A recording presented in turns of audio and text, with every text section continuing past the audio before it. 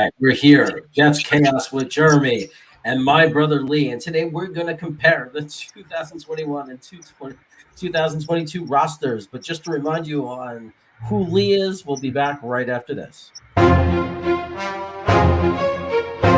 I like Hutchinson the best, and I don't think Linda.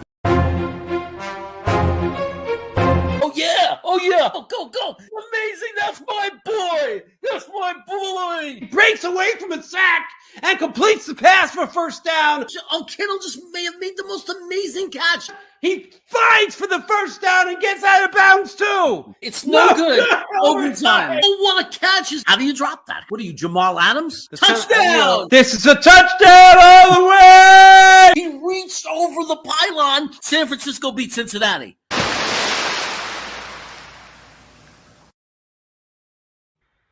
All right, that ought to do it. Watching that, I'm so excited for this season, but it's so far away. I know it is.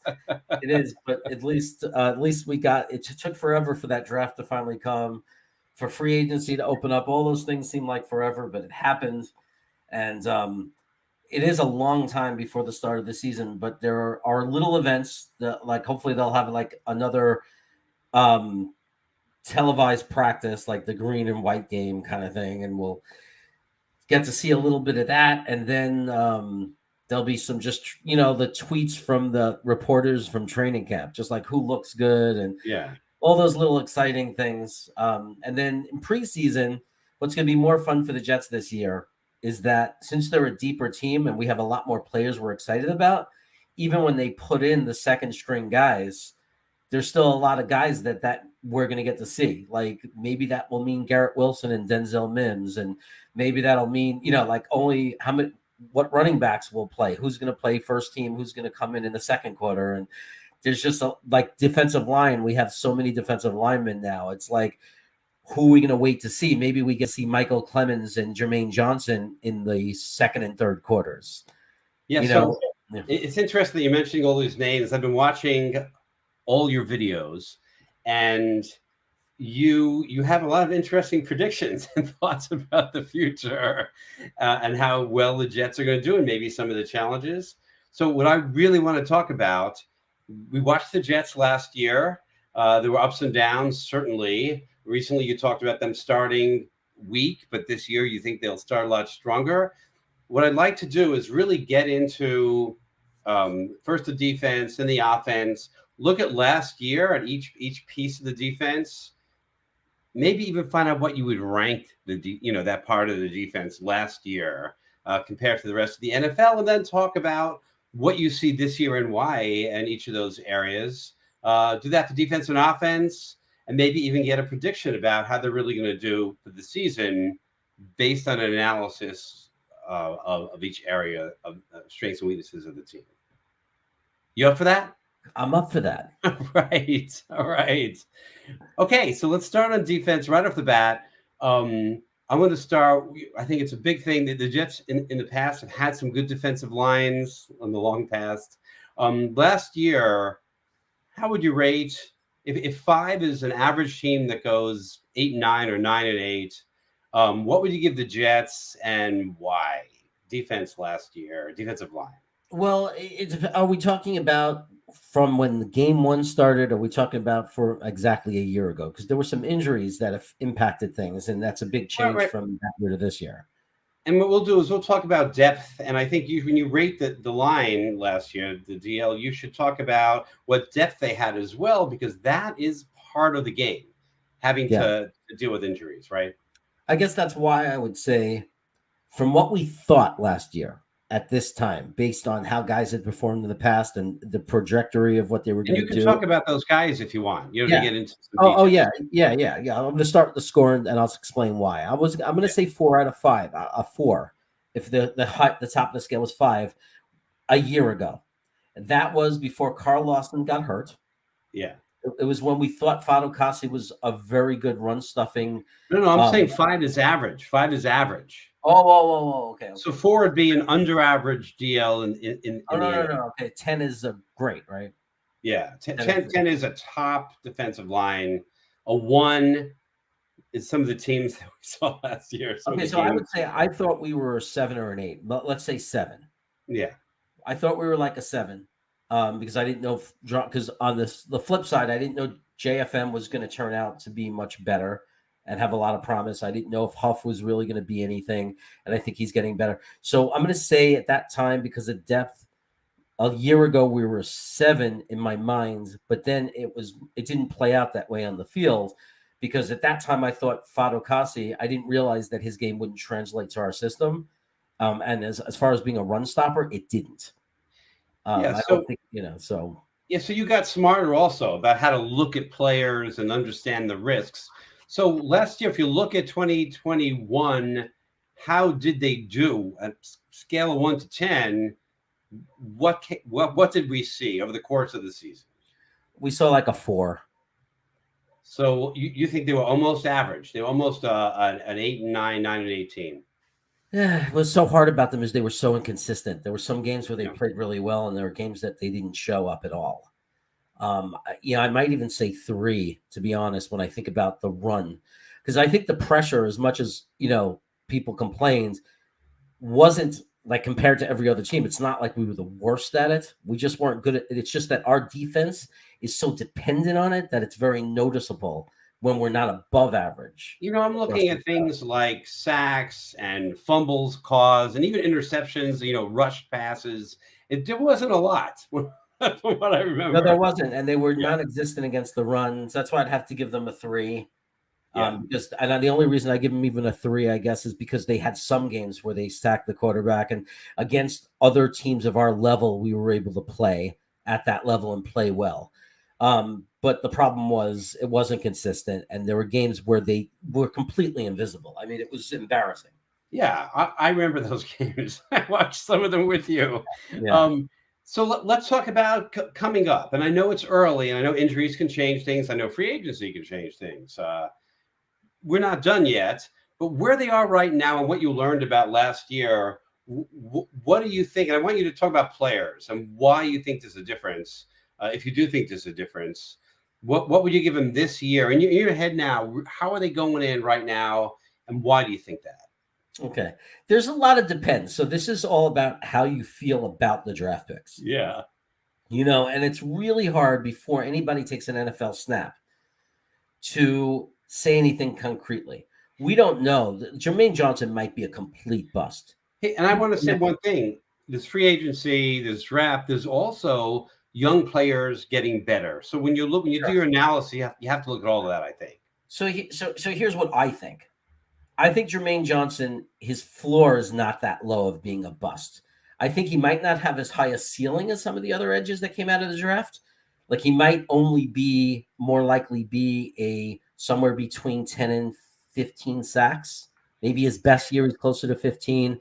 Maybe a lot of years he's just 10, 11 sacks. And, and by the way, that would be fine. There's nothing wrong with that. People forget how good that is because they want 18, 19, but that's like record setting, right? Very few We're trying to build an overall team here, right? Yeah. So the guys just have to be good in their positions or very good, and we'll win games.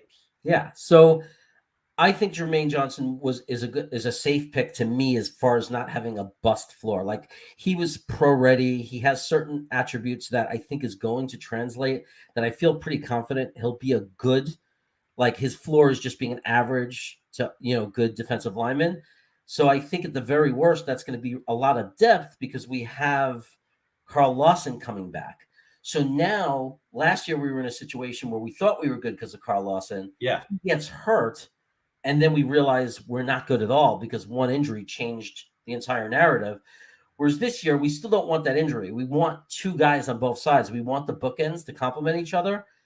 But if one of those guys didn't play, the blow is not as hard because at least you still have one potential premier lead guy. Whereas last year, we were left with none. And that's significantly upgrading 2 of the linemen right there. 2 significant upgrades, right? Yeah, just having Carl Lawson back, Jermaine Johnson, worlds of difference. And Lawson's looking good? For what we know. There's not a lot of film about it. It's from what he says. He says he's ready to go. Yeah. Knowing the player, knowing the person, I think nobody's doubting it. There are very few people saying, "I don't know if he's going to be ready," or having a panic attack about Carl Lawson.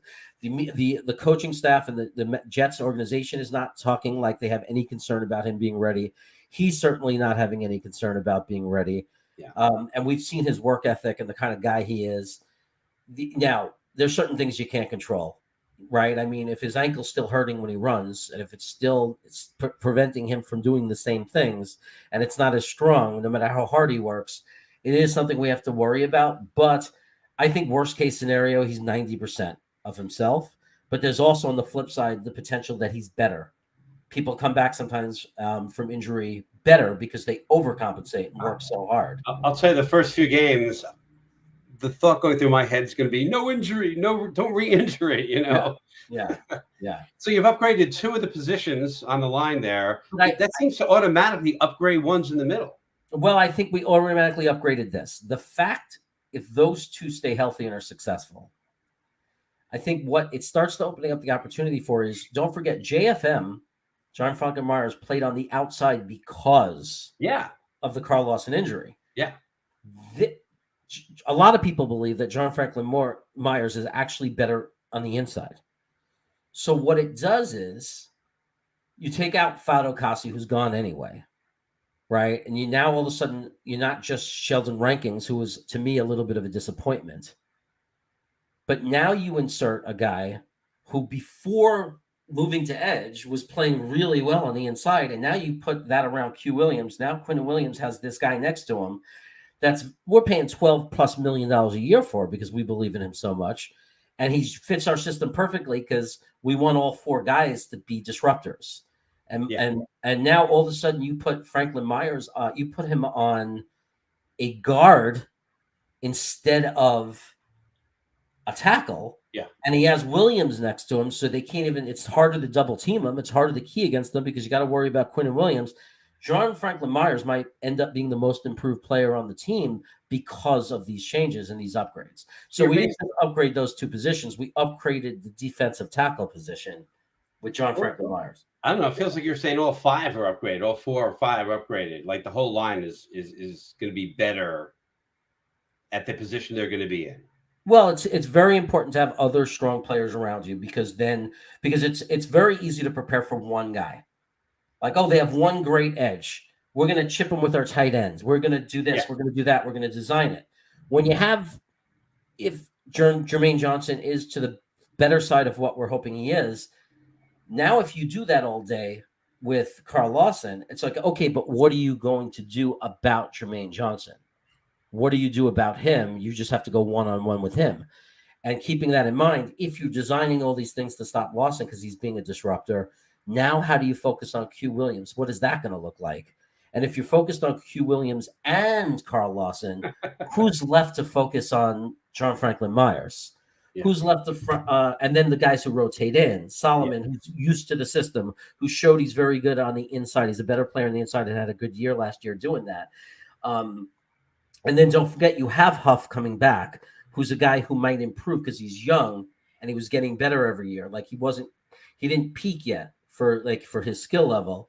He's getting great coaching and he can may only come back stronger. So you get this guy Huff coming back better. Now, Vin Curry is a question mark, but he got hurt. You know, he had a blood disorder and we lost him and now he's back.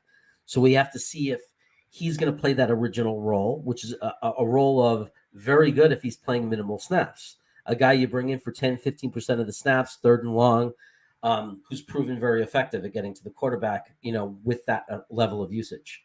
So between the draft and people coming back from injury and people going back to positions that they play better, that they're more natural at, you're upgrading every position. You're upgrading the bench.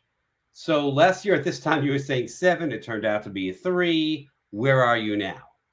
I didn't mention Michael Clemens, which is another guy That's right. Stone Cold Killer Clemens. Right. Stone Cold Killer, who I think, regardless of skill level, regardless of whether he's going to have the skill right away or the natural attributes to get to the quarterback and cause disruption, he's going to add a level of toughness and a level of attitude.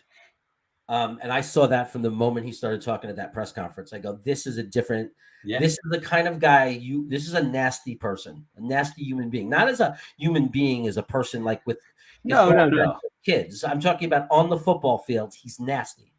Yeah. He's scary and he's intimidating. And that is part of what you need in football. That's part of what all the great teams had, right? I mean, a lot of the great teams had that. When you talk about the old Raiders and Pittsburgh, and you got to have some nasty.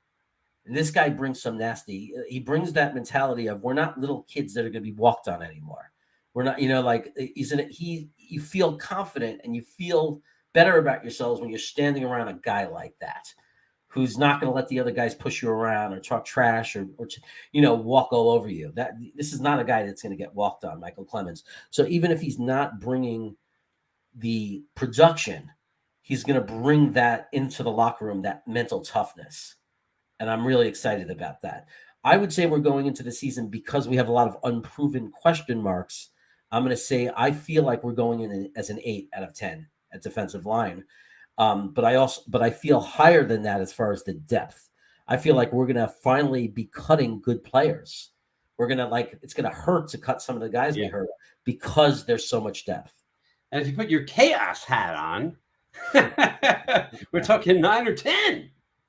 I put my chaos hat on. If I'm drinking some scotch with you, if we're drinking some good scotch, it's not going to take that long for me to say we're a 10. And well, let the season start and we'll see where we are. I mean, that's what's going to decide, right? Yeah, exactly. All right. So linebacker position. Hey, I'm gone. Oh. Whoa. There we go. You're back. Sorry about that. I was gone, man. I was gone. I hit the wrong button, apparently. So. All right, linebackers.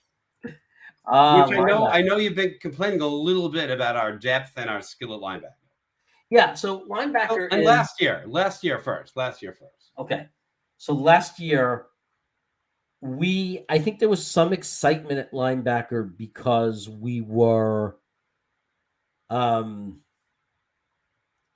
I think that we thought that these young hybrid players, we were really sold on them and hyped up on these guys, on Nasaldine and Sherwood, and we thought that these guys were going to be really good. And then what happened is there was a lot of injury to those guys. So we didn't have the linebackers we thought we were going to have, right? There was this belief, some people already had given up on Blake Glassman. And some people thought, no, he's going to come back and be okay. So there's a lot of question marks in linebacker last year. We were all excited about Mosley coming back, and he panned out fine. He wasn't the guy we originally signed that causes crazy disruption and turnovers, but that's not what, in this system, it was a different system back then. That's not what was asked of him, right? He's doing a lot of coverage now. He's doing a lot of things that might make it hard to be a disruptor. Plus, he didn't have the guys around him to do it. But I think at linebacker, we were a 5 last year because going in or actual play? Going in. I think we were a 5. So you were thinking we were an average team was what you thought going in? Yeah, at best. I mean, I thought I believed in CJ Mosley, but I was like, I don't know about anybody else. Who else do we have on this team at linebacker? And they're young guys, and I was excited about them, but I knew they were going to have to go through their rookie year anyway, even if they turn out to be good. Rookie year, there's going to be mistakes, and they're not going to be a strong unit. Yeah. So how you feeling now? Well, I felt like by the end of the year that we were 2. Like I should have asked that. I'm sorry I didn't ask that. Yeah. I mean, I thought it was just horrendous. It was part of it was the defensive line, and everything affects everything else. But it looked like Mosley was just carrying it on his back. I mean, he was just exhausted by the third quarter. And we don't even know how he would look with help from the line and his peers. Right, because he was putting himself in situations where he would look bad because, oh, look, he didn't make the tackle. But it should never have been him having to make the tackle. It's kind of like a shortstop that gets to a ball no other shortstop would get to. And then if he doesn't make the play, you get mad and call it an error. You were saying that right after games or during games that I watched with you. You were like, oh, my God, this one-person show out there. Right. It's a one-person show. He's all over the field, and then he's getting killed by an organization I think is baloney anyway in PPR, and they're rating him low. And I'm like, this is ridiculous. This guy is trying to carry the team on his back. It was kind of similar to what we saw Wilson doing in the beginning. Zach Wilson is like, he was basically having to play hero ball. He was basically having to guess and get everywhere because there was no one else to do it. No one else. 2 seconds on every throw with people in his face the whole time. There's no way. Yeah. And it's so, I mean, I think that he has better players against them. He's going to look a lot better. See, we already have Jets Forever with his famous takes. Mosley sucks because, but it's like, yeah, you're going to look like you suck when no one around you is doing their job. Let's talk because I want to turn it toward positive, and I know you have some concerns this year as well. But what do you think? Who got better? Did we lose anybody? Did we get anybody? That's the problem, and I think a lot of people feel as the one thing, if you're going to say what was the negative in the draft and the offseason, is not only did we not really draft the linebacker like people thought we would, we didn't even bring one in free agency, really. Like, we didn't bring anybody. Like, we brought in undrafted free agents, and there's a guy I could talk about, but we don't know for sure. I mean, nobody 31 other GMs didn't draft this guy. So, Are you feeling worse than last year? It's certainly not better because Sherwood, I don't really believe in him. The coaching staff does. They do. But now he's coming back from an ankle, the same as Lawson, a torn Achilles. So now you have that to worry about. Is he ever even going to be the same player? He's coming back from a major injury. Yeah.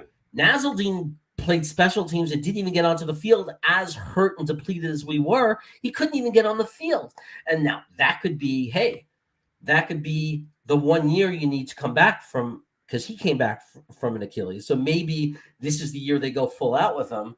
Also, you can improve a lot. And Bob always points out, free agency isn't over yet. So they might still get a linebacker. Sure, there is Juan Alexander. There's guys out there. But right now, I'm not feeling very good. Yeah. This is a place where you're going to give us a low score, and it means we have to go get help if we're going to compete. Well, there's two things that can make it digestible, though. Yeah. Or actually 3 things that can make all this digestible. One is we did bring Quincy Williams in, or, the bad Williams brother, as you'd always ask me. Is it the good one or the bad one? Well, the bad one wasn't so bad. He wasn't bad. He was a surprise. He was a surprise for a garbage guy. Now, we want to be a championship team. We can't confuse that. A lot of Jet fans have gotten to this mode where if someone is okay or good, we think they're a star, like Marcus May. No, it's just that when you're a crappy team and you have an average real NFL player, you think they're a star, but they're not a star. So Quincy Adams had some really good attributes. He did some really good things. He also was out of position on a lot of plays. He also missed tackles. He also over pursued. He also did things that really hurt us and led to big plays. Can he get better? Can he develop? Yes. So Quincy Adams could get better. He came in the middle of the season. He had no training camp, right? He learned our system on the fly. He came in and started playing, and he got better as he went with us. So there's a chance that Quincy Adams is going to be a very serviceable linebacker. One thing I'm hoping you're going to say is that they learned the system throughout the season last year. So they might have been a 2. They were like 2.5 by the end. Yeah. They'll be better this year. Yeah. So this year I feel now there's that. I want to say 2 other things. I think a better defensive line and better secondary is going to help them. Better like having Whitehead at safety. There are some things that I think are going to help them. Yeah, we haven't talked about that, but that's pretty exciting what we're going to talk about there. So right, and also just growth. Like, we don't know that Nazeldine's not going to come in and be better. We went in and we undrafted free agent, this guy DQ Thomas. He played in a lower level league. That was the big critique on him, but that's not evidence he can't play in a higher league because his play and his tape is amazing. It just has a big question mark, because he's doing kind of a big jump, kind of like Zach coming from BYU. Yeah. It's a big jump. And the question is the jump going to pan out? Like, for some guys, the answer is no. And some guys, it's yes. They always Mason on the Knicks, baby. Yeah. Anthony Mason from the Knicks. Yeah. So there's no evidence that he won't make the jump. It's just a question of, will he make the jump? So DQ Thomas does provide a little bit of hope in the position. I like him. I like his tape, and I think the staff likes him. Again, can we count on him this year? No, I don't like to count on any rookie, yet alone one that comes from a Division II type school. Yeah. So anything else you want to talk about before you score it? So that makes me think that the linebacker situation is a 5. I'll call us average. Because wait. I'm going to challenge you on the scoring. You're basically saying we got nothing. We have just potential things, and some guys getting a little better. How does that make you average in the NFL? Because we have Mosley. Okay. Okay. So, and we don't need 3 on the field all the time because we play a lot of 4-2-5. Okay. So because of the way we play and because of the way we line up, if that's the preferred method, and we're not doing it, like the fact that they didn't draft or sign anyone big, maybe that's a hint. They like the 4-2-5. Yeah. And they're thinking Sherwood's going to come back, Quincy Adams, and they're thinking we can get by with these guys, that we're okay. We're okay. Nasaldine, like there's going to be a lot of guys coming in. We're going to find that spot. It's hard for me to believe we're not going to sign anybody. It's really weird. It's really weird. But I don't know. Maybe it's a 4. Maybe it's below average. But if we play a lot of 4-2-5, maybe it's average. And I'll reiterate what you said. If we read Adams, and I got to keep saying it's Quincy Williams.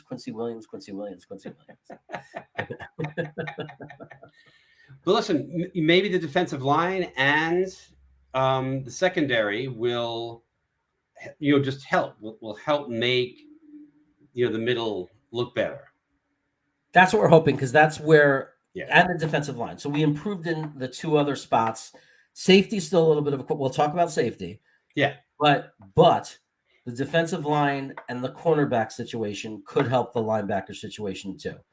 That was why I was a little frisky with the 5, but maybe it's a 4. Maybe we're below average. When you look at other rosters and who they have at linebacker, we probably are not in the middle. We're probably more towards the back. I could probably name 15 teams that are or 16 teams. That's what I'm saying. Better situation at linebacker. Yeah. So if we were to drop it to a 4, but maybe we sign somebody really good, still a chance. Yeah. Maybe that could put us up to a 5 and we could feel better about linebacker. All right, secondary. Last year, you want to break it down in half, cornerbacks and safeties? Yeah, cornerbacks and safeties. Sure. Last year. Okay. So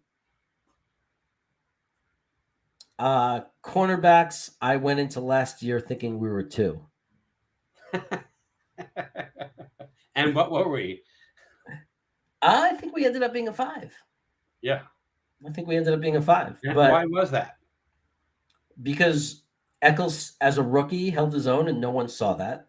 And I'm not saying Eccles is better than average or really good, but he held his own. Well, if we were a 5, then you're saying he played 5. Yeah, well, I mean, he might be the 4, and he balances out, Bryce Hall. So Bryce Hall was, I thought, okay, but I thought Bryce Hall was going to be a very solid cornerback 2 as his ceiling. I mean, that's what I thought Bryce Hall was going to be. I said, if he works out, he'll be a very good cornerback 2. One of the better ones in the league. Like every team wishing they had him as their CB2, like good situation. We have a shutdown corner or CB1, and we have Bryce Hall, one of the top CB2s in the league. Like for a CB2, top 5 in the league. Like that's what I thought his ceiling was if everything worked out perfectly. I still like him. I think he played really well. One could argue that he's a CB1. Maybe not top 5, maybe not elite, but one could argue that he's as good as CB1s that are on some teams right now in the NFL. Yeah. But so maybe not a team that's a Super Bowl contender. So how do you think he played? 5 is average. I think he played really, really well. I think he played like a 4. Okay. There are some stats people argue he's top 5, but no, I mean, you got to look at the whole picture. He's not an elite cornerback. But you just said both cornerbacks. Maybe I misunderstood. We're both around the 4, just under. So no. Oh, sorry. Bryce Hall, I think, ended the year, as a 6, 7. Okay. And then I like a 7. And Eccles was more like a 4. You'll give him a 5. They were like a 5 as a unit. Yeah, that's good. And you thought they were going to absolutely suck. I thought they were going to suck. We thought we were going to get lit up. And actually, we didn't get lit up. They kept us close. Actually, it was a bright spot right on the D, without a doubt. Yeah. Maybe the only bright spot. Well, so that's a big upgrade. But where are you today on CB? Oh my God, I'm at like a 9. A 9. I mean, I think some chaos is speaking, though. think about this: our CB1 and our CB2. Let's look at this the real way. Our CB1 and our CB2 are now our CB3 and our CB4, and they didn't play bad. They played like an average quarterback tandem. Well, you gave him a 5. You gave him a 5. Right. They played like the 16 in the middle. Yeah. They played like average, and for our team, they were the strength of the defense. And now those are our depth pieces. Those are our backups. So those are serious depth, right? We have serious depth. Serious depth. Serious depth. Now, Sauce is really hard to give a number to as an NFL player. He's never taken an NFL snap. Now, what do I think? I think that Sauce Gardner is going to be a 10, and I think he's going to be a 10 from the gun going off. Like, I don't think he's going to have that rookie year of learning. I think teams are going to go after him in the beginning, and they're going to pay because he is special. So I did say this is a chaos speaking. I think he was like people would talk about this guy being the best. This guy was being the best. This guy was the best.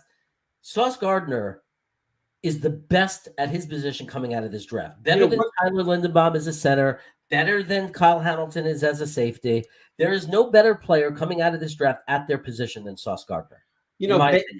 Based on, I know I'm saying the chaos is speaking, but based on the Jets also had the chaos speaking, and they did it speaking by using their number 4 pick for him. So they really believe as well that he's a 10 or a 9. The guy doesn't give up touchdowns. He didn't give up a touchdown. He didn't give up a touchdown. And they played Cincinnati. He played with a team that was inferior in theory to teams like Ohio State or Alabama and these top teams. Yeah. You know, he played against Jamison Williams, who dominated and owned college football, but not against him. Yeah. So this is going to be fun. Williams is an elite level future NFL player and couldn't do anything against Sauce Gardner. So Sauce Gardner is the guy who won against other elite talent that was going to be first rounders in the NFL. All right. And then you bring in this kid, CJ Reed, and he's proven he's a commodity that we know. We could look at the tape. The reason he's not a big-time guy that people talk about is his height, but not his production. If you look at his production, he's a legitimate cornerback. We were thinking before the draft he was going to be our cornerback 1. Now he's going to be our cornerback 2. So there's no room that had a bigger change and a bigger transformation. Well, it's hard to say that because there's been so many. I can't say that because we're going to talk about some other room. But that room was the only respectable, digestible part of our defense last year was the cornerbacks. And we just made them a whole lot better. Yeah, so if one of them has an injury or isn't living up to expectations, you still have Bryce Hall ready to come in. Correct. I mean, you got and Eccles, who now has a ton of experience. Yeah. So Eccles is not a guy. He's a guy that has still ceiling. I mean, it was his rookie year. Eccles is a guy who could be a solid NFL starter at cornerback. And he's a guy that we could trust. If he comes on the field, you don't have to panic because he played all right. He didn't completely collapse. He wasn't a huge liability on the field last year. And he's only going to get better because if you look, especially at cornerback traditionally are one of the positions that get a lot better as they get experience. So with these starters and with the bench, what are you predicting for these guys? Top cornerback defense in the league. I'm not going to say we're number 1. There's some teams with two that already have season proven cornerbacks. Yeah. But I'm going to say as a unit, I'll start by saying because they need time to gel, there needs to be that kind of thing. I'm going to say they're an 8 though. You're talking louder than an 8. And the reason I'm going to say that is number 1, you gave Sauce a 10. Okay. Well, to me, saying a 10 is top 3 in the league. Yeah. Saying a 9 is top 8 in the league. And I'm saying they're top 12 in the league. Top, 11th, 10th, 11th in the league. All right. Cool. I'm glad to hear it. Glad to hear it. Okay. Safety. Tricky one. It's because last year we went in with Marcus May. And we didn't know any of the things that were going to happen with him. And this year we go in with Whitehead. Now with Marcus May, we had LaMarcus Joyner. Or Marcus May, we had LaMarcus Joyner. This year we have LaMarcus Joyner. But it's hard to have the same confidence in LaMarcus Joyner that we had in him last year because he missed an entire season. So he's a year older and he hasn't played for a year, and he was a little bit of a question mark last year. So this is another position where it's kind of confusing on why we didn't look to upgrade more. But what would you give last year in safety? Last year, I think we didn't think it was, I think we were a 5. We didn't think it was a position of weakness last year. We thought we had LaMarcus Joyner and Marcus May. It was a place we felt solid, like we had good players. I didn't consider Marcus May like what other people do, a superstar or anything like that. But he was a very good player and a very reliable player. And Joyner, although he hadn't played really good for the Raiders, that was because they took him out of his position, which is a big thing to do. But before he went to the Raiders, he was very strong at safety. So how do you think we actually performed? Well, both of them were gone by, and Marcus May was actually performing okay. But there's not much you can do as a safety because he's not a difference maker safety, right? He's not an Ed Reed. He's not a Troy. Right. He's not a game-changing safety. He was a good safety. And a good safety, when you don't have a good defensive line that doesn't pressure the quarterback, and you have a young secondary, and you don't have linebackers, you'll get spurned. What is it going to do for you? So it's hard to even judge them. But then what it ended up being was we were 7 guys deep. We had we've guys from the junk pile, a guy named Redwine. Everybody wants to, says, oh, it bothers me that Robbie Anderson scored that touchdown against us, blah, blah, blah. And he was, blah, blah, blah. He was going against freaking a guy named Redwine, a guy who just stunk, who was nowhere near him. It was just a free pass to a guy. It was like you and me playing catch. So we can't be watching. No. I don't think we'd be as good. So we're old. Yeah. So Eric, so people are saying, well, I'm getting jumped on. Revis is a 10 level. Well, I'm not saying Sauce Gardner's a 10 level. I think he's gonna be, but I don't think he is. Anyway, I'm allowed to be high on Sauce Gardner. We'll see. I think a lot of people I understand the whole be calm, let him prove it in the NFL. I'm just telling you, I have a feeling that you are the chaos. You are allowed to say he's a 10. Right. Of all the rookies, I think that week 3, a lot of people are going to be saying, oh, shit. And they're going to be realizing that this is something you don't understand how special this kid really is. I think you balance the 10 by giving them an 8 together. So I think you have room now. Yeah. And the Jets is worth something, too. The depth we're going to have is worth something. Yeah, no, the depth is amazing. The depth is amazing. How did we do at safety? Scale of 1 to how did we do? We didn't do good in the offseason. We didn't. How did we end the year? We were a 2. We were 2. We were in a 1. 1 is worst. No, I think Elijah Riley and Ashton Davis stepped up enough and did some things to not be a 1. There were some games where we stayed in the game because they were able to play well. Some may even argue we were a 3. I'm going to say 2. Some might even argue with me because there were some games that we won. And then at the end, they played a lot better. There were some guys who stepped up and played better than we thought. But overall, I'm going to say a 2 because I think we literally lost 2 games because of the safety position. I'm probably wrong, but I think you had our line at 4, our linebackers at 2, our safeties at 2. Oh, we were the 32nd ranked team. We were the worst defense in the NFL. And I think you gave us a 5 in the corners. So a little the only play saving grace. Right. All right. And the problem is that doesn't matter in today's NFL because people have 5 people going out for passes. You have 2 tight ends going out for a pass, running back, tight ends running back out of the backfield, tight ends, 3 receiver sets. So having 2 good guys to play the corners and the boundaries just wasn't enough to really do anything. With no pressure, they couldn't do it. Yeah. They're not going to stand out and stop us from being the 32nd ranked defense. All right. So where are we today with our safeties? I think we go into the season like a 5. And I Well, think that's better than the 2 we played at. Well, I think that Whitehead is a better player than Marcus May. Like I think for a couple of reasons. I don't think he's that much better, like on the average play. I think he's a similar level of like how good he is, but I think that he's going to cause more turnovers. I think he's. But you thought we were a 5 going in last year, so it makes sense. You think we're a 5 this year? Yeah, we're kind of like average. I don't know. We can end up being better than average. We can end up stinking. I don't know. Elijah Riley might get better. He's very young. He was called in the middle of the season, so maybe he gets even better. There's more competition.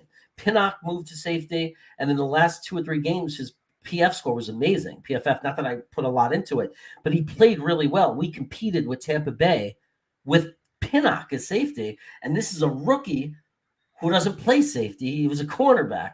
So we don't know the ceiling with Pinnock. Pinnock could end up being so that's why I kind of start in the middle and say, which way will we go? Because Pinnock might win the competition, start alongside Whitehead, I don't know, or be the third safety in and might do great things for our team. So I don't know. I'll ask something ignorant. We have 2 backup CBs that you like a lot. Can any of them go to safety? Would that be a big mistake?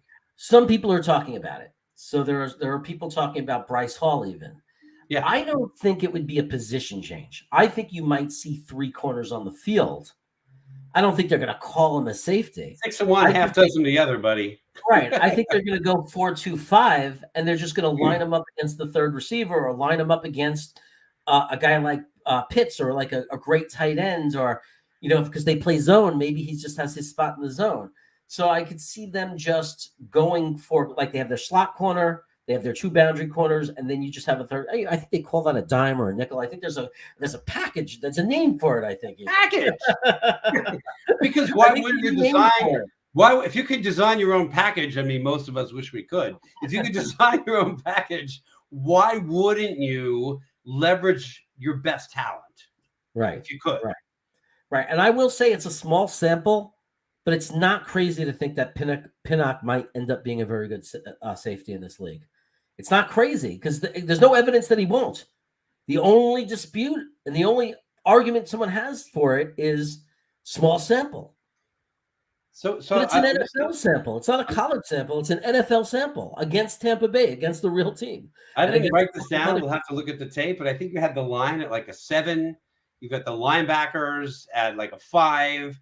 You've got the secondary together at like a 7. So it's a pretty solid defense. I mean, you're basically saying the Jets are going to put an above average defense in the league. So that's a 500 team or better defense on the field. I think we'll be 15th or 16, 17, 15th through 17th in the league. But by the numbers, I think you really define a team that's 12th. Well, yes, but the chemistry, there's a difference between each individual unit and how they play as an entire unit. Okay. Now, I think the upside is 12. I think they can be a 12. In some ways you're saying 12 to 20, but you're basically saying we're going to have a solid middle D. Right. It's not right. We're going to have a solid middle D. That's what I think. I will say that we could be worse or we could be better too. Like, I'm not saying it's guaranteed. I don't know for a fact that we can't be a top 10 defense. It's very rare that you can go from 32nd to top 10. It's not something you predict. It's not something you predict. Everything would have to be perfect. Jermaine Johnson would have to be a home run, grand slam. Jermaine Johnson, 10+ sacks, disruptor right from the start. Carl Lawson comes back fully healthy, disruptor right from the start. Quinnen Williams goes crazy in year 4. Maybe we pick up a linebacker and or a safety. Right. JFM goes crazy, right, on the inside, and our defensive line is dominant. Like, if this happens, Sauce Gardner, Whitehead are causing turnovers. Sauce Gardner is shut down. Reed on the other side holds his own. Very hard to pass against. Imagine, like if everything just was perfect, if everything fell into place, it's possible we could be a top 10 defense. I'm not crazy for saying it, but look what I just described. You are. You're crazy. You're chaotic. I'm describing everything falling into place perfectly. When does that happen? Right. You're talking the chaos, and that's what I love about you. But But realistically, is everything going to fall into place perfectly? Is Jermaine Johnson going to be amazing out of the gate? Is Carl Lawson going to be totally healthy and the same guy he would have been? Is Quinton Williams going to have that breakout year where he plays like his draft pick value? Is JFM going to be a force on the inside because we're able to move him there? Is Clemens and all those other characters going to come up and play big and make us that deep line? Is Sauce Gardner year one? Because Revis wasn't. Is Sauce Gardner year one going to be a CB1? Like, these are the questions we have to ask. Listen. When you put your chaos hat on, you're making us a 10 to 12G. I think that's what I hear. When you take it off, and I can do that when I hear you because I've lived with you 51 years. I hear an average to slightly below average defense, which from a horrible defense is a fantastic improvement. And we're going to see some real, we're going to keep our offense in the game. And I do want to talk about our offense. Well, that's going to be the difference. It's going to be what happens when you put an average defense with what we're going to talk about with what we did at offense. But I do want to say there's other things to consider, right? Because when we talk about the offense, we'll hit on it a little bit. You can have an average defense be an elite defense in the sense that they're barely on the field, that the opposing offense doesn't get the time, the rhythm, can't establish that kind of rhythm, because now you're a team where your offense is helping your defense. I want to say that one of the reasons our defense was 32nd, because they weren't as bad as their ranking. One of the reasons they were 32nd is because there were a lot of games where our offense could not do anything, and our defense broke down. But there were games where our defense kept us in the game. The second game against Buffalo, the defense kept us in the game. There were games where they kept us in. There were games that we won because the defense kept us in. And if you're going to score overall defense, if you were going to score overall defense 1 to 10, you would still only give them a 3 or a 2 as an overall defense. Well, I can't buy into or trust the defense that you can't trust yet. Like, the reason I scored them so low is at the end of last year was, even though I think it sucked for them and it was unfair because there were games where they would have been great, top 15 in the league in the game, like played a defense better than an average team, and then got exposed because they were on the field for 40 minutes. I feel I think it's not the fairest thing in the world, but it's just the reality. And the reason I won't rank them high is because there were games where I just can't trust them. There was inexcusable games. The missed tackles, the game against Indianapolis, the second half against Philadelphia. There were games that were inexcusable. No doubt. And I will not give a defense that can play that poorly in games like that. I'm not going to rank them high. And until you could stop a team like Tampa, even with Tom Brady in the final drive, and not make it look so easy, I'm not going to rank you high as a defense. Not many defenses have stopped him in his career. Well, but he did it. He did it in what, 40 seconds? Yeah. No, I'm there. Even Jacksonville almost beat us. They walked down to the 1 yard line in the final drive against us, and we couldn't stop Jacksonville. Yeah. So absolutely. I'm not arguing. I think their defense was horrendous last year. Yeah. We won 4 games, But I think we can make a very big turnaround very fast if we have an offense that doesn't do what was done to them. Like, if they're not stuck on the field all day, aside from the improvement in quality and players, we can also improve because second year in the system, and we can also improve because we have better personnel, and we can also improve because the offense protects the defense and does a better job. I absolutely agree with you. I was hoping to skip special teams because you never know who's even going to be on the special teams. It's just hard to. Is that something you want to talk about? Special teams? You want to say anything about our special teams? Yeah, I mean, compared to last year, do you want to do any ratings there? I'm happy to move on. I think our special teams was fine last year and fine this year. I think there was room for improvement always, but I don't have any complaints about our special teams. I think Berrios made our special teams really good. I think we need a kicker, obviously, that's reliable. I think that the second half of the year with this new guy, Pinero, he was fine. Now they brought in Zerline to camp. So I think we have a chance to get our kicker. I think Braden Mann was injured in the beginning, so he was a little affected. I think if we get the man back that we had his rookie year, we're fine at punting. Our returning game is okay. We didn't seem to make big mistakes. We made some big plays. So we have an average special teams, and I'm okay with it. Yeah.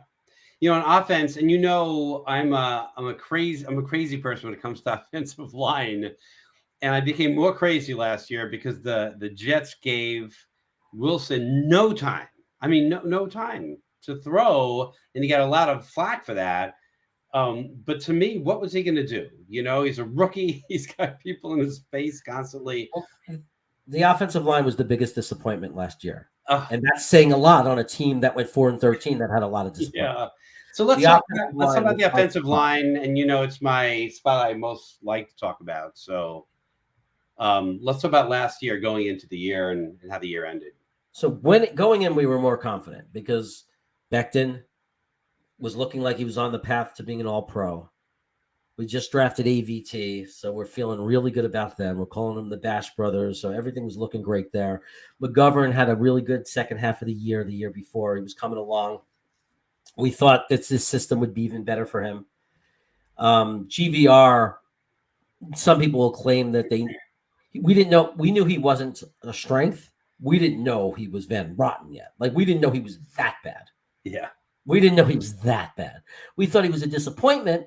Why'd we go out and get this guy? We need something. I don't think anybody was thrilled with him or bragging about him, but we thought the system might help him. We thought we might be able to hide him in the system. And then you had, on the other side, we had Fant, but then we signed Morgan, Moses. So I think we felt really good about the line. We thought that we were going to be, wow, this is going to be great. And I think we're not amazing. There were still spots, but I think we were solid 7. You were going to be able to protect Zach, certainly. Yeah, I thought we were going to be a solid 7. I thought we were going to be a better than average line. I thought we were going to be really. Yeah, I thought we were going to have a decent line. So I thought Becton and AVT were going to be great on the left side.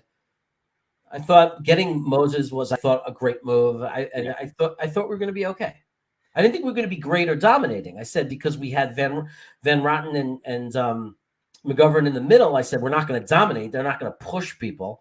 We're not going to be like Indianapolis. It's not going to be the strength of the team, but they're going to be good. We're going to be able to have a good running game and good passing game because we finally addressed the offensive line. That's how I felt. You felt we addressed it. We're going to be above average. And what happened? What happened is the first 10 games of the year overall, and I don't care about every team. You could take the worst team in football. They have good games. So people are like, oh, our offensive line. No, it's not about that. It's about consistency. And our offensive line was a 1. It was the worst part of the team last year. It was a 1. It was the worst offensive line in football, in my opinion. 7-1. 7-1. They got better at the end, but it doesn't matter because by then our season was over. Where do you put them at the end? At least they were becoming a 4. They like we had some games where they were playing just a little below average, and what was encouraging about it was they were fill-ins. They were playing above average as a unit or below average as a unit, below average to average, and look what Zach was able to do when he had any kind of blocking, and look what our running game was able to do. So that's all stuff I'll talk about. Okay, we're going to talk about that later. How excited I am about that later, but there's no argument we were a 1. We were the worst. We gave him no time. It was ridiculous. There were times where we handed the ball off where the guy was getting tackled before he even had possession of the ball. It was ridiculous. Yeah. It was ridiculous. It was painful to watch. It was painful to watch. I would say it all the time with Green Bean. I was on Jets Nation. I would say it all the time. This is like Hofstra versus Ohio State. This is Hofstra versus Alabama. That's how we looked. We were eaten alive. Our offensive line was horrendous, as bad as I've ever seen. Yeah, there were defensive linemen teeing off on us. I mean, we weren't there. Right. Now, let's be honest. Becton got hurt right away. Right? Fant moves over. So you bring in Moses, right? They're all learning a new system. Van Rotten was as bad as any offensive lineman I've ever seen. I mean, he wasn't just getting beat and not being able to create holes. He was being thrown and pushed around like he wasn't there. He's just awful, and he got our guys hurt because of that. Basically, the other team used him as a weapon to hurt our guys. Let me take him and throw him into Becton's leg and take out their left tackle. So he was really bad, and McGovern was really bad in the beginning. It took him time to get the system, but he was similar to the year before. He started bad, and that got better. Now, people are saying it, and I know I see it, guys. Like when LDT came in, McGovern played better because that's McGovern's thing. McGovern plays the talent around him. If you put McGovern around good playing guys who are making it, I shouldn't even say he's playing better. I should say he doesn't get exposed to look bad because some of it wasn't McGovern's fault. He's doing his assignments, but because the other guys are failing, he looks bad too, and he's being run over too. But when he got guys that were running the assignments correctly and playing the scheme correctly, he was better. So when he's surrounded by like Lincoln Tomlinson and AVT, he's going to be better. So let's talk about going forward. How do you see it now, and who do you see starting, and how are they going to play? I don't know where. A lot of people saying Becton might play on the right side and Fant might play on the left because he's better on the left. I really don't care. Honestly, I think long-term Becton's going to be the left tackle because I am not down on Becton. A guy rolled on his knee. Nothing changed for me at all. I'm not fazed by any of the crap people are saying. Becton was and always will be, from when I saw him play with us as a rookie in 2020, one of the bright spots on our team. He's a future all-pro tackle. He's a bookend. He's got to be strong this year. Healthy and strong this year. Healthy and strong. Lock him in. He's a stud. He's not a weakness on the team. I think it's absolutely ridiculous that injury. I think people are out of their minds. Someone rolled on his knee. I don't care who you are. Unless you're Michael Clemens, there's no way you're escaping that without an injury. So, we can't always all be Michael Clemens. We should put him at safety. Yeah, we should put him anywhere. So Becton is the man to me. If you think we're better with Fant at left tackle, because Fant is better, and this way you get two really good players where Fant isn't the same at right tackle, but I don't agree with that. I think Fant was always going to be good. He was going to have a great year at right tackle. He was just moved to left tackle before he could show it. Because I think that's, so I have no problem with which way they play it. I trust them in camp. They're going to determine what's the best for our team. Doesn't faze me at all. It's a great problem to have that you have two guys that can play either right or left and play both either side very well. And there's going to be injuries, and there's going to be guys getting tired they're going to be playing where they need to play. Right. So now we're going to get into tight ends later, but I got to say that helps our offensive line, because in our system, having good blocking tight ends is a very important part. So you have to bring it into the conversation when you're rating the offensive line that you're going to have more capable blockers from the tight end position, and that we're going to be able to play our 12 personnel. We're going to have, because now we have better tight ends in the room, you're going to be able to play a different system that is more to the West system, which is being able to play a 12. Yeah. So that's really going to help us. But offensive line, McGovern, I think, is going to actually be better, because McGovern will be the second half of the season McGovern, and we can erase the first part of the season because he knows the system and because he's going to have better players around him. So we're going to have a better than average center. We're going to have a center that's a 7, 6 or 7, like a center that other teams want, because people forget he really is that good. He's not dominant. He's not an 8, 9, or 10. He's not one of those centers that push and create giant holes. He's a center that complements the guys around him and does a good enough job, and is actually a good pass protector when he has the right guys around him. So who else is going to stand out on the line? Well, AVT should take a big step, because that's what guards do in their second year. Like, if you look, and he showed the growth during the year. He got better and better as the year went. Now he's going to start from where he left and get better and better. There's no reason to assume that AVT has come close to his ceiling, because no rookie offensive lineman hits their ceiling in their first year. They all get better. So, I mean, just look at on the Giants, right? I always, because I watch a lot of them because of my wife, we watch the Giant games, and look at Thomas, their offensive lineman. He was considered a bust his first year. Second year, he's a strength of the team. He's much better. Like, if you look at his growth as an offensive lineman from year 1 to year 2, if you put that on AVT is an all-pro if he had that much growth. So, and there's no reason to think that it's impossible that he's going to take a giant leap, because it's his second year. He's going to get better at the system. He's going to have better players around him. And it's just a natural thing. It's his second year. It's his first full year with the program, with the coaching, to learn the scheme. So AVT is going to be a big step up. And then now the biggest of all is Lincoln Tomlinson. You're bringing in an all-pro. And not only are you bringing in a Pro Bowler, you're bringing in a Pro Bowler that played the same exact system. The same system, same coach. They know him. LaFleur knows him. He knows LaFleur. He knows the coaches. There's absolutely nothing. Perfect match. There's absolutely no it's a perfect match. There's no question mark. Yeah. Day one, Tomlinson is just playing the same system he did last year. Nothing is new for him, right? Except now he's playing against a different tackle, but we're not worried about the tackles he's playing next to. He might be more familiar with the system than the other people on the team. He probably will, more than Becton. They were ones. Well, he's more familiar with Becton because Becton was hurt all year, so he didn't get to actually put it into practice. Okay, so you're really pumped at every position here. Anything more to say, or do you want to rank how they're going to be this year? I think they're going to be, and this is chaos, I think they're going to be an 8. They're going to be an 8. I think we're going to be a top 10 offensive line. I think we're going to be a top 10 offensive line. You think they're going to go from 1 to 8? I think they're going to go from 1 to 8. Okay. Well, I have to write this providing down. there are no injuries. By the way, anybody new watching, please subscribe to the channel. Help me out and subscribe. Usually I talk to the chat, but we're doing a show here specifically because we want it to be fun and entertaining to watch back for other people who aren't here. But I do see everyone that's here, and I appreciate you. And please, if you haven't subscribed, help me out and subscribe to the channel, and we'll keep providing the best content we can.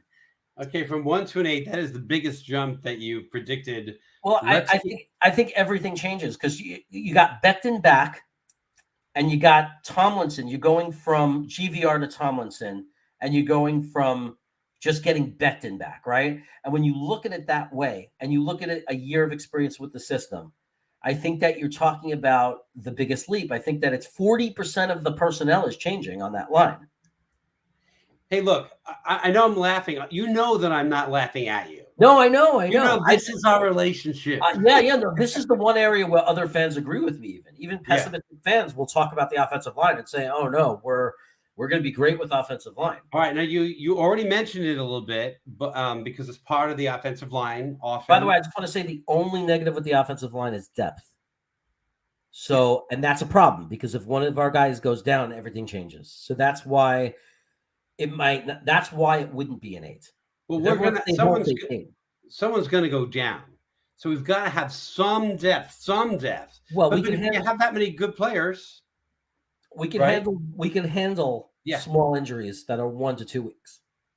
Like we got a guy from Philly, we got a good backup guard, and that's what I'm saying. Feeney played okay as a backup center. Max Mitchell, we're hoping could step up and be a really good, be at least a decent guy that we can bring in. But we don't have all those are question marks. We don't have reliable, solid, proven depth on the offensive. Yeah. Okay, so I don't want to set it up again. Tight end. So tight end, they help the line, but they've also got to make those big monster plays. And when the Chargers were good, which wasn't very, very, very often when I was a fan, it was the tight end was the big play. Yeah, over and over again. So I know what we've done there, but let's talk about last year going in. How did it look to you, and how did it end up last year? So last year it was a position of weakness. The parallel of the defense, what we thought the cornerbacks were. When you go in with Croft as your number 1. When you never shut up about it, so I don't know all about it. I mean, Griffin and Croft, and it was just so painful. And we knew that Yeboah was young, so even if he pans out, we knew he wasn't going to impact us or help us last year. They never even gave the chance. So tight end was just, that to me was a 2 going in. And a 2 coming out? The only reason I gave it a 2 going in was because they're decent block. Like they were like manageable. They weren't awful blockers. They were willing blockers. They provided some protection. Some. Yeah. They weren't great, but they provided some. But in the end, they were. But the reality was they were part of the one offensive line. They didn't help our situation at all. They didn't help Zach. They didn't help the offensive line. There was no assistance. There was nothing from them. Very little from them. So in the end, going in, you felt 2, and at the end, you felt 2. Yeah. Hey, that was one where we got what we thought we would. We knew that we didn't have a good tight end room, and it was proven that we didn't have a good tight end room. But we've done some work there. We've definitely done some work at tight end. Yeah. Well, we're going to talk about it because Remember, I'm sitting there saying that they were willing blockers. Compared to what we got, they're crappy blockers. Yes. I'm being generous when I say willing blockers. Like they weren't receiving tight ends that like would miss their guy or be refusing to try. They just weren't, but they weren't good. They had no value. Yeah. So let's get into where we are now. Okay. So now we bring in not one, but two proven veterans, right? So both of them much, much better blockers. Conklin, CJ Uzomah, much better blockers. Still not elite. They're not elite blocking tight ends, but they're better. Like they're definitely average. They're definitely a huge improvement for us. A much bigger help to the offensive line in these guys, but low bar because it was a low bar. They're not anyone to get crazy excited about and saying, oh my God, they maul people. They're not like elite blocking tight ends, but they're good and they're real and they're average NFL tight end blocking tight end. They're complete tight ends. Yeah. They're not just a guy who converted from receiver. Fives. They're fives. Complete. They're fives. Complete as blockers, but they're not. But I think they're better than that as receivers because not that they put up huge numbers, but I don't think they were all in positions where they had to. But Conklin can go to the outside into the slot and go up against any linebacker 1-to-1, and you can throw to him. He's an end zone threat. CJ Uzomah is a great athlete. I think in this system, he could be a much better receiving tight end. I think that we try to move Westcott to fullback. We could move either of these guys. You could move specifically Conklin to fullback, and he might be able to fill in there. Although I think they're going to hold on to Bowden, who was a better fullback who came onto the team at towards the middle of last year. But I think they're just better athletes. They're both could be trusted. They don't drop the ball. Not a lot of drops. They're very reliable. They're not elite receivers either. Like their numbers aren't elite, that's for sure. But they're very good. And if you plan the right plays for them, they can create space. They can go up and get it, and they have very reliable hands. It's a much different world than Griffin and Cross. Yeah, so you're not saying this is you're going to see a lot more contribution. You're not saying this is a superstar position by any stretch of the imagination. This is not Gates, but you feel comfortable now that we have tight end covered. Well, when I'm not done yet. So I think together, combined, their numbers will be really nice because I think they're each capable of going over 400 yards, right? So all of a sudden you're getting over 800 yards. But we have something else. We have Jeremy Ruckert. Yeah. And Jeremy Ruckert would be our best tight end one if it was last year. So if you go back a year ago, he's our TE1. The problem with that is tight end is a position where you don't just start running. Like even Kyle Pitts didn't do anything until the Jets. We were his breakout game. And you generally don't rotate 3 tight ends anyway. No, so I think they're going to use this, and I think it's going to depend. I think if we're winning and doing really well, and Conklin and CJ are working out really well, I think they're going to take advantage of that and say, we'll bring in Jeremy Ruckert near the end of a game in a blowout, or we'll give him some snaps when it's not a critical part of the game. As not because they have to, not because he's not ready to contribute, but because they have the luxury of allowing him to develop. Now, if those guys aren't producing, if they're okay blocking, but they're receiving, they're not really helping, and they're still, those were all excuses they've had in their past. And even though they're good athletically, sometimes they're just not producing, and he looks amazing in practice. I wouldn't be shocked if Ruckert comes in. Because I think Jeremy Ruckert has the potential and the ceiling to be a very special top 10 tight end in the NFL. So we're going from a tight end core that you gave it to a tight end core with some depth, some choice. Oh, we have depth because even Kenny Yeboah has a year of experience now. Yeboah. And came in at the end and did a little bit. So there's depth. There's depth. It's a different room. Right? It's a brand new room, literally. It's literally a brand new room with capable, competent guys. So, and again, there's a chance that Jeremy Ruckert might be too good. Like, even though the plan is depth, like development year, some guys coming in, they're too good. It's like, no, we want to win. And we clearly see this guy is too good not to be in. Like, he might just shine in practice to the where like, we can't keep this guy on the sideline if we're honestly trying to win football games. So you might see him come in, which is exciting. because it's exciting that we don't have to. It's exciting that we might be perfectly strong enough at tight ends without him and allow him to develop. And I was going to say this earlier in this broadcast, but most of the players we've talked about are young in their career. It's wonderful. It's one of the most exciting things. Yeah. So there's going to be more draft choices next year to fill in some of these gaps. I should have saved that for the end, but it's hard not to think that as we hit on these rookies, Especially when you have a guy like Joe Douglas who gets us excited about round 3 and round 4 picks. Yeah.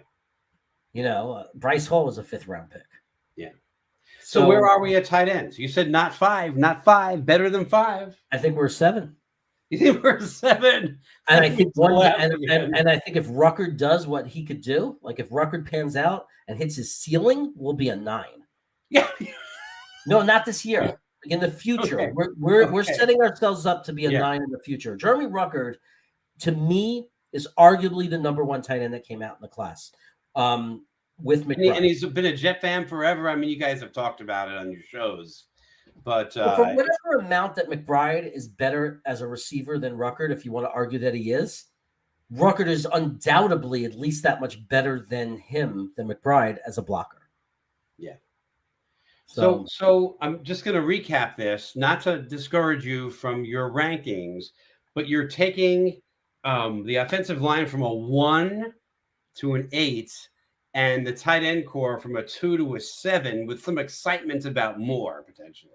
The offensive line is the biggest step forward. The offense in general. I mean, you're gonna get this sense from me. I know. I'm getting it, buddy boy. This is what's gonna make the defense better.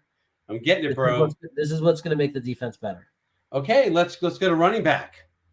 Okay, so running back last year wasn't so bad. I thought it was okay. I thought okay, it wasn't so bad. The problem is Michael Carter hadn't taken a snap, so there was no guarantee. We've had bust running backs before. Coleman was injury prone, and we saw that happen and come to fruition. So you were nervous going in? Well, I thought we had a lot of average. Like I thought we were deep. I definitely thought we were deep because we had Coleman. We had, when that guy Adams couldn't even make the team. Yeah. Got cut and people were upset and thought we were throwing away a talented guy. That shows you how deep we were. Yeah. Perrine people don't like him that much. I don't think he did anything bad. I don't think he ever played poorly for us. He's just not a standout guy. He's just a typical backup running back. It doesn't do anything horrible to hurt your team, but he's not going to be the explosive running back you're looking for. I mean, correct me, but the running backs didn't fumble very much. They did. Ty Johnson did the equivalent with he killed 3 drives in a row. Yeah. Dropping easy little passes, but he also did some good things, by the way. Yeah. No, but I mean, as far as fumbling, like I don't remember screaming about fumbles other than Zach. Yeah, well, Michael Carter was the pleasant surprise. Yeah. When we got to the second part of that year and that offensive line was blocking and he was healthy, he was looking like he was going to be a stud running back. Yeah, so before we move into that, going into the year, what did you think out of our running backs? I thought we were a 5. So even with all that uncertainty, you thought we were going to be an average running team? I thought we were going to be average because I thought the offensive line was going to be better. So I thought because I thought the offensive line was going to be good. So I thought I thought these guys are functional. I go, you put them on a good offensive line. Michael Carter is a squiggly, fast, explosive guy. He's going to have some big plays.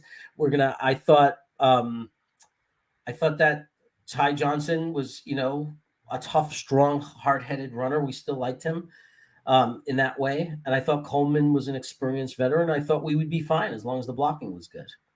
And it kind of happened. When the blocking was good, they kind of were. Yeah. So how did you feel at the end? He got hurt, Carter. I think we could have been better, but he got hurt. So I'm going to just stay at 5. You think the Jets were an average running team last year?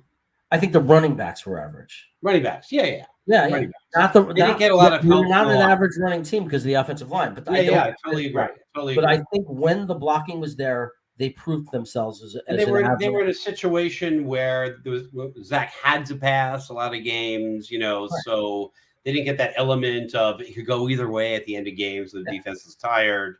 If you look at the games where the offensive line played well, The running was fine. The running backs did fine. They were popping into. They ran hard. They ran real hard. Michael Carter was one of the best after contact, top in the league, like one of the top running backs in the league after contact, yards after contact. So how do we feel about this year going in?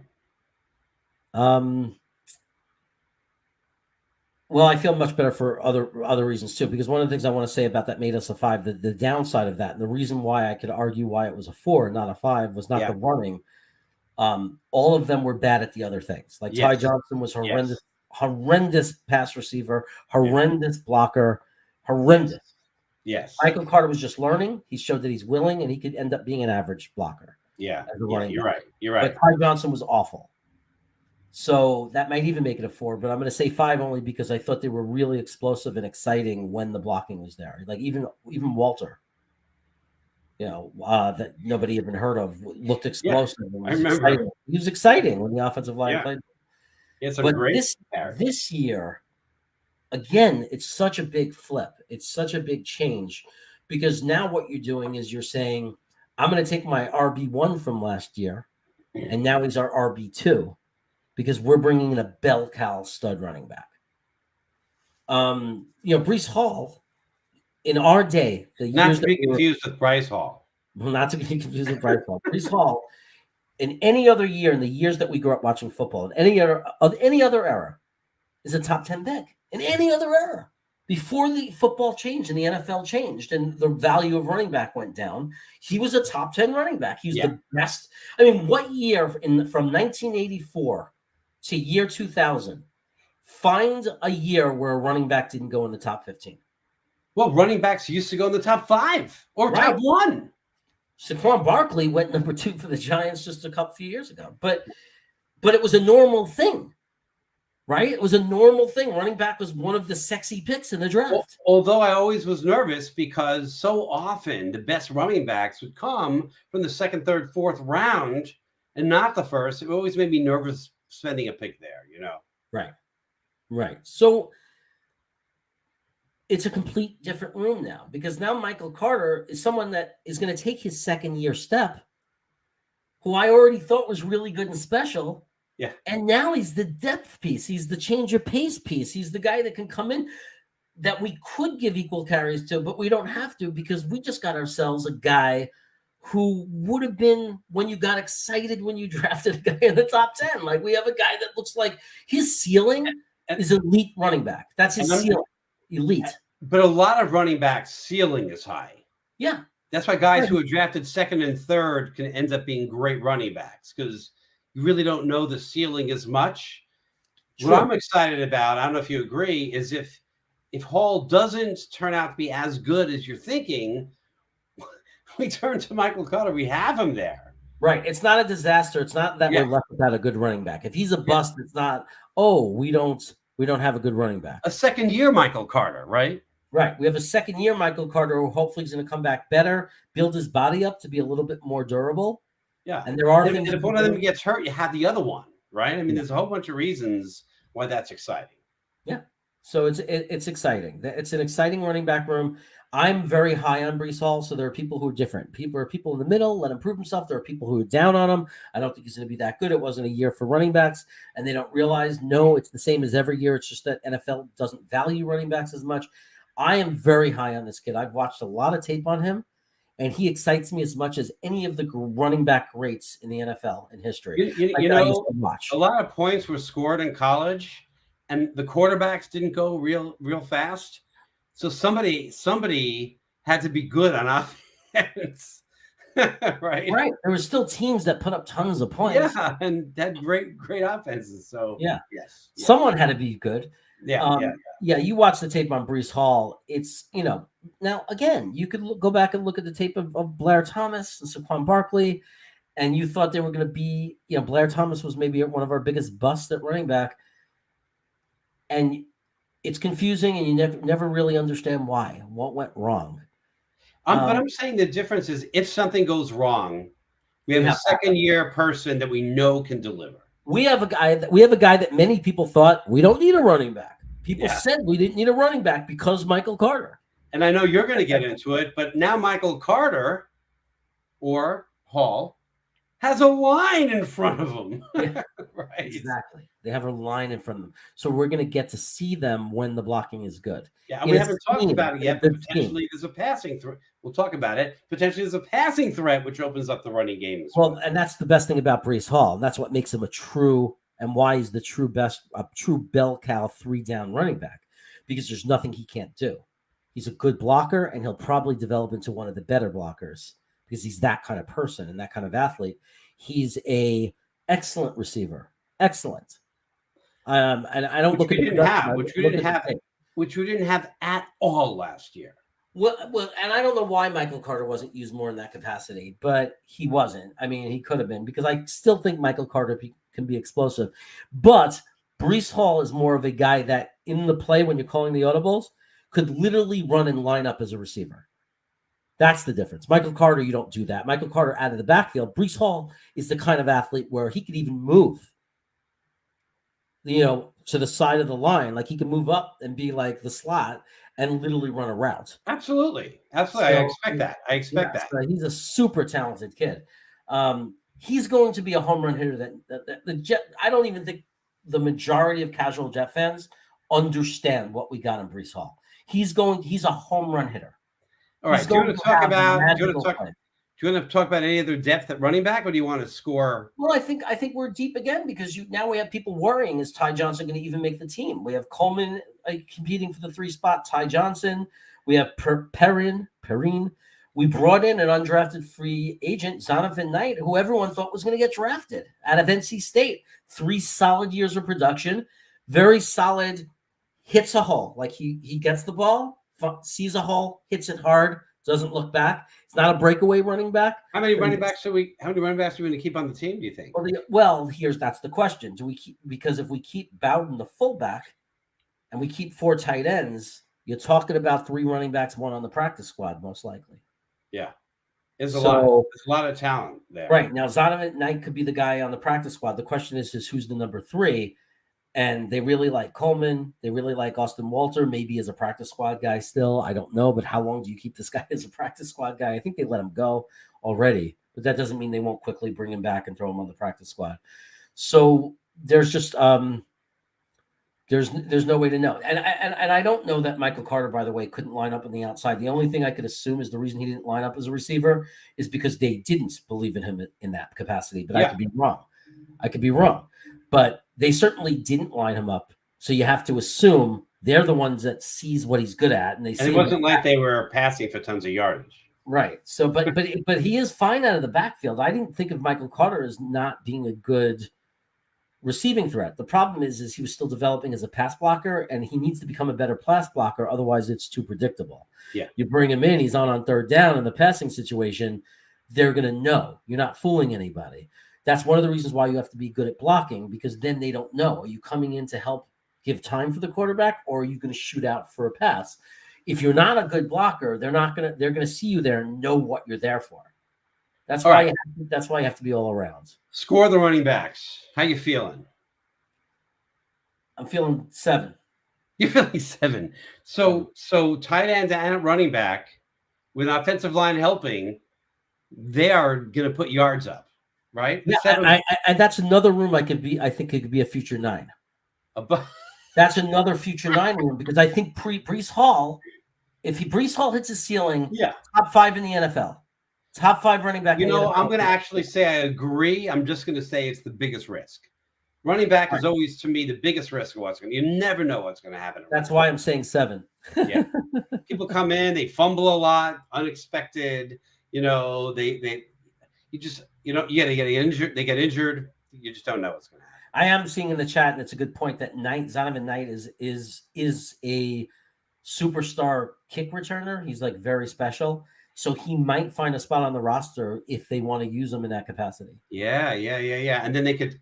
You never know when someone gets hurt at running back, you bring a guy in, right? So you can do. Absolutely. All right, so there's only a couple left here. Wide receiver, another area of growth for us. Now, we were worried for a while. Jets fans were panicking. Well, first, before you even go there, last year I felt great. We got Corey Davis. Keelan Cole was getting everybody excited. We thought he was going to be something. Denzel Mims was coming off what we thought was a very good rookie. Mimsy, baby. Mimsy, baby. We loved Mimsy. Thought he was one of the big pieces that we already had in place. And then who else was there? And there was Crowder. We had Crowder. So we thought we were good. I don't think we were going to say we were elite, but we were feeling that we were strong at receiver, that it was a good room for us. Yeah. I would say 6. So you felt we were going to be an above average? I thought we were going to be 6. I don't think we had the true superstar WR1, but I felt really good about Elijah Moore. I felt really good about Mims and Corey Davis. I thought we had in Mims and Corey Davis, I thought we had 2 WR2s. I thought Elijah Moore had the chance. Like, I didn't know how fast how long it would take him, but I said, this guy might be a superstar. I don't know if we're going to see it year 1, but I was really excited about him. So, and Keelan Cole, I thought was a really good athlete, and they really liked him, and they thought he was good for our system. So, and I was a guy who never hated Berrios.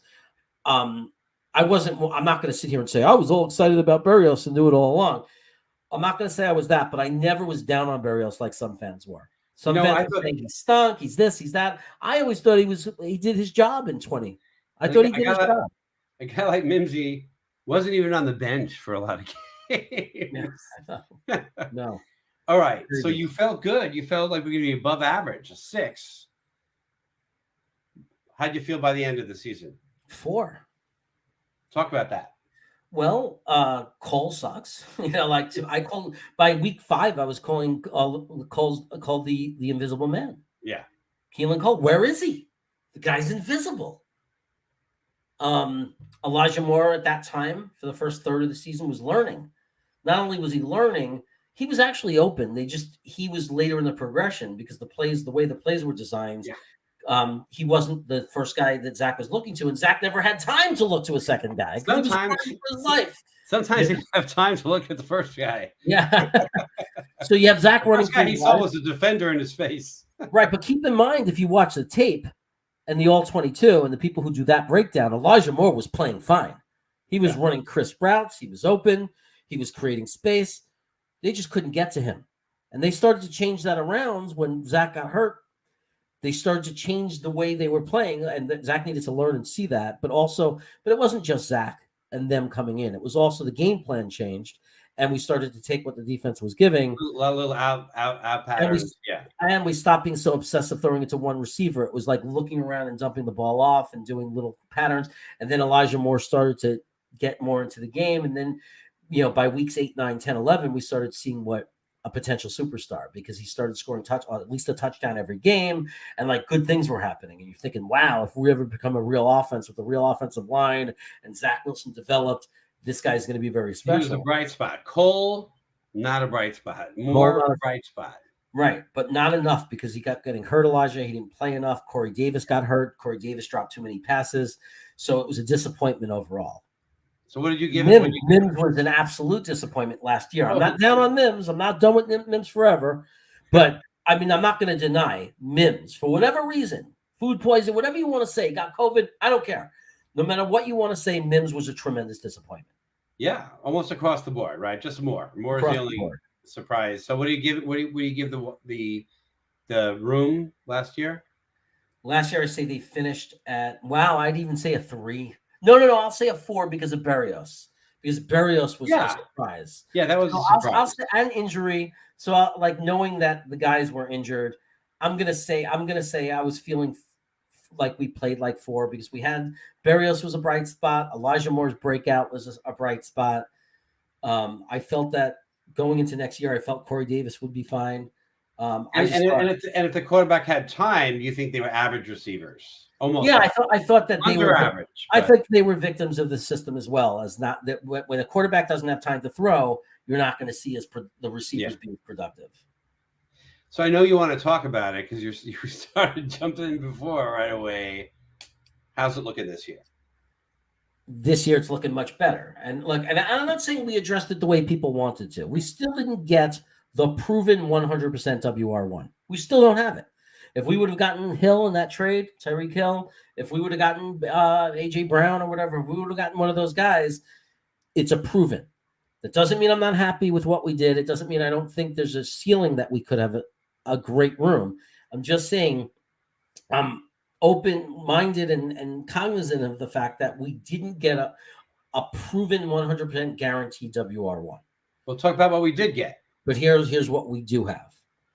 Okay, we have Garrett Wilson, who looks like he's going to be very special. And he's going to fit this system perfectly because he gets off the line of scrimmage quickly. He runs crisp routes and he's fast. And he has reliable hands. So I think you said that he and Moore could both get 1,000 yards. That's not a receiver one. It just depends. It depends. Okay. The amount of perception. I mean, I guess today, believe it or not many are. I mean, everybody wanted a Cooper, and Cooper got 850 yards receiving last year, and he played in 15 games. So why didn't he get 1,000 if he's a WR1? Without even labeling WR1s, I'm just going to say that Garrett Wilson, again, rookie, Jamal Chase for Cincinnati is not the norm. He's an outlier. So to sit there and expect Garrett Wilson to play like a WR1 might be realistic. Can he have a year like Elijah Moore did and throughout for the second half to the end of the year start breaking out and really excite us? Yes. Can we count on him from game 1 to game 17 to be an elite WR1 receiver? No way. Can he develop into a WR1? Absolutely. All right. There's all the tools. The guy runs a 4.3, great hands, great route runner, gets off the line, does everything right. Certainly the coaching staff likes him. Oh, yeah. They had him in the top 8. If he wasn't there, they would have picked Jermaine Johnson at 10. So we know they love him. Yeah. Now Elijah Moore is coming back year 2. That's huge. Yeah. Big step. Big step. Full off season. He's a hard worker, learning the system more confidence, stronger. Just now the coaching staff knows he's our guy. They know. So coming back with Elijah Moore in a second year is a huge upgrade on what he was year 1. We know what we have now. Corey Davis, people shouldn't be so down on him. He's an excellent WR2.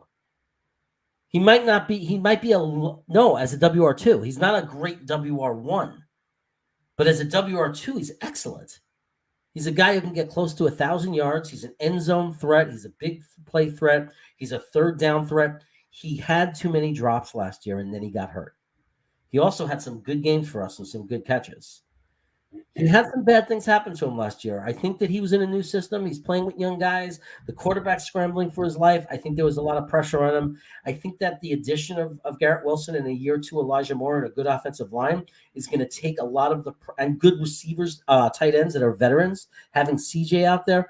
I think there's going to be a lot of pressure taken off of Corey Davis, and I think we're going to get the guy that we signed. And the guy that we signed is a very solid guy. He could possibly hit 1,000 yards. He could certainly. I mean, we might get 3 receivers who go between 800 and 1,000 yards. Right. So let's stop saying 1,000. You're saying there's going to be. You're saying you could see 3 solid receivers. You don't know who's going to be the one that gets to 1,000, but does that really matter? The key is if we have three people out there that can really go out there, get open, and get the ball, then we've got a good offense. What matters is winning. Yeah, that's what matters. And the way if we run the ball so effectively, the way we want to run the ball, you're not going to see big numbers from them. But when it's 3rd and 8, is one of them always going to be reliably get open, not drop the ball? Are they, when they do get those passes, going to get yards after catch? Are they going to do all those things? And that's all that matters. And I think that we got the guys and the personnel to do that now. Berrios, can't forget Berrios. There's your number 4. Great gadget guy. He lets LaFleur play his games and do the trick plays and have the fun. And they're exciting. And we did it better last year than ever before that I saw. Because usually when we did those trick plays in the Jets history, it was it was like it was like the Bad News Bears. Keystone Cops, baby. Last year we were executing those plays by midseason to the end of the season, and it was fun. Yeah, it was. A lot of fun. And then you got your WR5, who right now I would say is Denzel Mims, who put on 20 pounds of muscle, which says something about his work ethic. He showed up at all the places Zach did to meet up and play with the fellas, to work out. He did all those things. So he's doing all the right things. The coaches still refer to him as Mimsy in an affectionate way. He doesn't sound like a guy that's in the doghouse that they don't like. They seem really excited about where he is and what he's doing in this offseason. Yeah. And that was exactly what they complained about. They said some guys after their first year, they're not professionals yet. They never experienced an offseason. And then they come back and they're not ready. And he also got food poisoning, which didn't help. This year, you could bet he's working his ass off learning those plays. Yeah. So we might have something special in him as a WR5. And if we're wrong, it doesn't really hurt us. we moved forward as if Mims was a bust. We moved forward as the team is not going to get blown off the train tracks if Mims is a bust. We didn't put any we don't rely on him in any way. He's just upside. If Mims comes in and takes over from where he was his rookie year, and this year 2 of his career is an anomaly that he looks back on as a black spot, but he comes back and he does what we all know he's capable of doing, because he's a phenomenal athlete. He's fast, he's big, he's tall, he's great yards after catch guy, fights for yardage. If he comes back and we get that Mims back, then we become one of the top better rooms in the league. Because then all of a sudden, maybe not in true who's the WR1, who cares? Then we have 5 guys that we love and trust on the field. If you have 5 real receivers, very few teams have that. Right. So we could be very, very successful. And it's going to be on LaFleur. I'm going to steal from people in the chat and not give them their credit for saying it. It's going to depend on LaFleur a lot to utilize Mims the right way. Get my Bob? Okay. So what are you going to rank the receiving core? 5 is average for the league. I think because of the offensive line and because of something else and someone else we haven't talked about. Again, I'm not gonna go too high because the chemistry, there's things that have to happen. Although I feel the ceiling could be higher, I'm gonna go with a 7. You love this offense so far, and we only have one piece left to talk about, I believe. And everything is way above average. Mm-hmm. And you're basically saying we're going to have a solid average defense and a very, very a top 10, top 8 offense. And we haven't talked yet, and I'm very interested in what you have to say about Zach Wilson. Okay, so I will say that the only thing on this offense, there's only 2 question marks on this offense, and this will be a nice transition. The only 2 questions I have on this year's offense, based on the talent and what I see on paper, is the depth of the offensive line and the question mark that is our quarterback. And I only say question mark, not because I don't believe in him. We all know, anybody who knows me knows how I feel about Zach Wilson. Yeah. But I will admittedly, as somebody who's been watching football for 40 years, admittedly say that until a quarterback actually gets their talent and their ability to translate onto the field, and it's proven, they have to wear that question mark. Like that question mark has to be on them. So I'm gonna disagree. And this is, by the way, this is going to be the hardest to grade because depending on what I believe he's capable of and what his bottom could be, it's really hard to grade because I could be very wrong based either way.